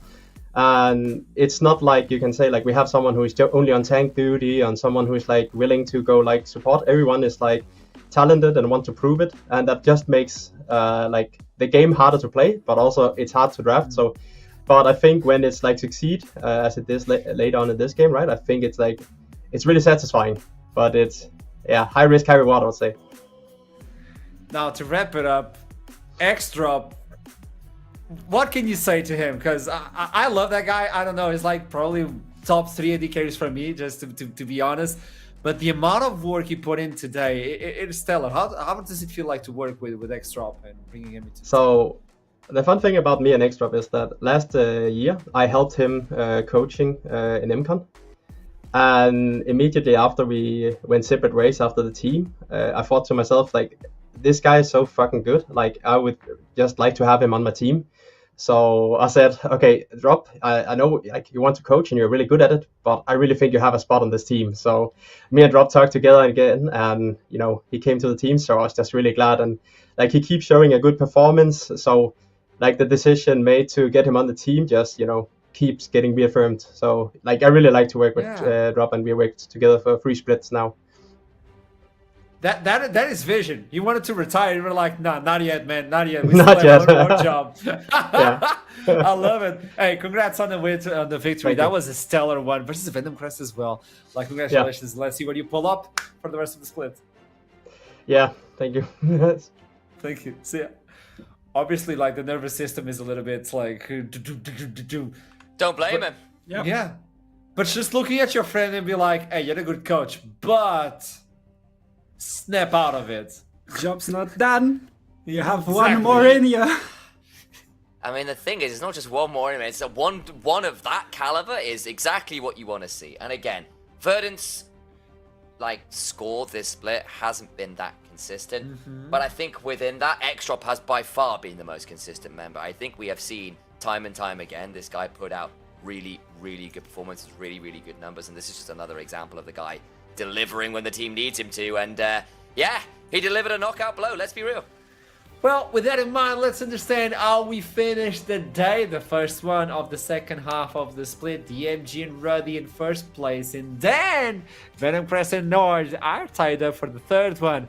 LLS now looking at Verdant in the eyes with a 40-40. And Native still looking for the third one. Blue Whites, I'm going to be honest. I really enjoyed what I saw today versus Ruddy. I have some hopes for the future. I don't know if you agree with me, but if you don't, build up a team and show me what you can do back home, because you can join on Twitter and sign up for the Fantasy League of NLC. I don't know what other leagues you're watching, by the way. Are you betraying on us? But I don't know what other leagues you're watching, but do they have a Fantasy League with Steel Cities as sponsor? I don't know. I'm actually asking. But regardless of that, do your best and just show up for NLC. And for you folks at the desk, show me your predictions. Oh boy. No! Duckling? No! Oh no! I mean, it's all fun and games until you lose to Duckling, right? That's gotta sting. And I'm losing to Duckling for once. You gotta stay here. You gotta accept this. Gosh. I don't want to admit that that's a thing. In fact, can we just like scrub the last 30 seconds from the broadcast production? Because I don't like this. I'm not really comfortable allowing Duckling anything nice. I mean, oh boy. He has show grown me the into a standings. magnificent Just show me the back over there, right? standings. He's probably last. No, just show me the standings. No, we have Foxdrop. Yeah, I forgot about that. Hey, we're still up. Let's go. Look at that. That's what I'm talking about. It. Oh, initialize. Hell yes. Hey mate, what's up? Look at this. We're all positive. Yeah. We're all positive. Well, This you is know, beautiful. guys, sometimes you've just got to understand that League of Legends is a children's game, you know?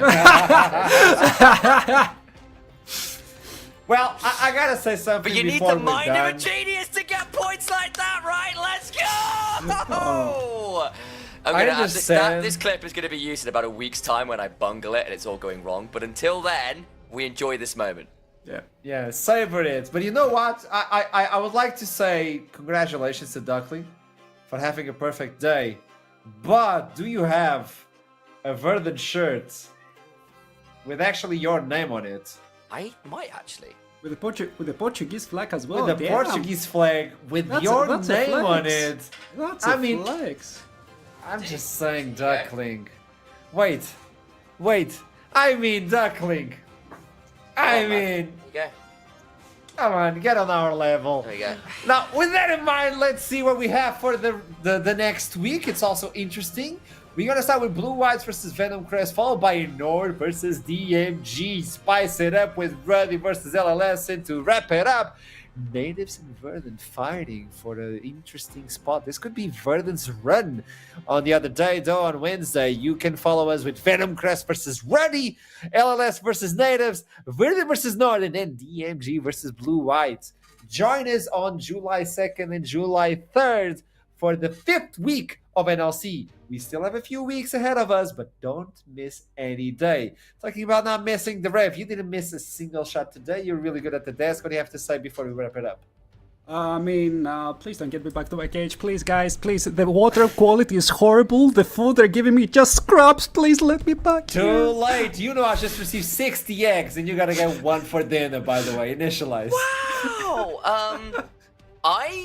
I'm happy to be here and out of my cage, doing just fine, and all of those references. Yeah, I can. That's it, mate. Thank you. So this is what we have to do. We have to keep Archeron appeased, or we just get half an egg, and it's a disaster. Yeah, no protein. It's like the shell. It's not even like the proper bit of the egg. It's like just the outside of an egg. You know, and it's also bitten. You know, sometimes you get like a small bite out of it. Sometimes it's half the egg missing. It's the cat. It's the egg. Phew, it's the cat. It's not on me. It's the cat. But well, this is an interesting show. If you want to watch more of it, well, follow us on every single social media, and we'll see you next week on Tuesday. You know what to do until then? Keep climbing, and I'll see you soon. Have a lovely weekend. Break it down, break it down. Step on the gas, let's get out of town. We're gonna break out and have some fun. We're gonna do what you never done. Oh yeah, yeah. Come on, take your body with you. It's a money weekend. Everything we wanna, we go do. We go do. Let's we go do.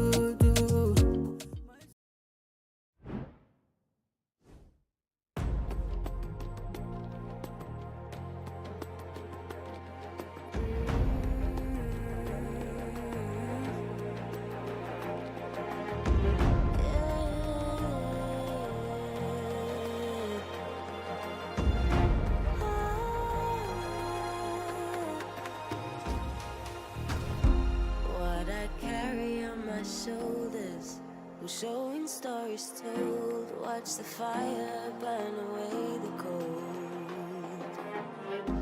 I am rising from the dust. Despite how much we lost, you will not take away my strength. You will not take away my strength.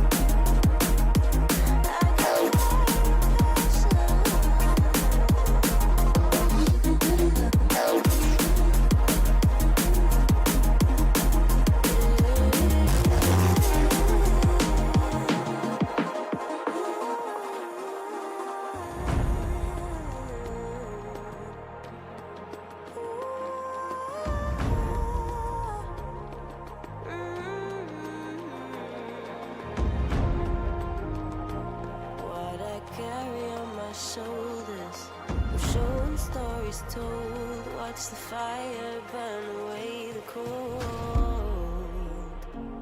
I am rising from the dust. Despite how much we lost, you will not take away my strength.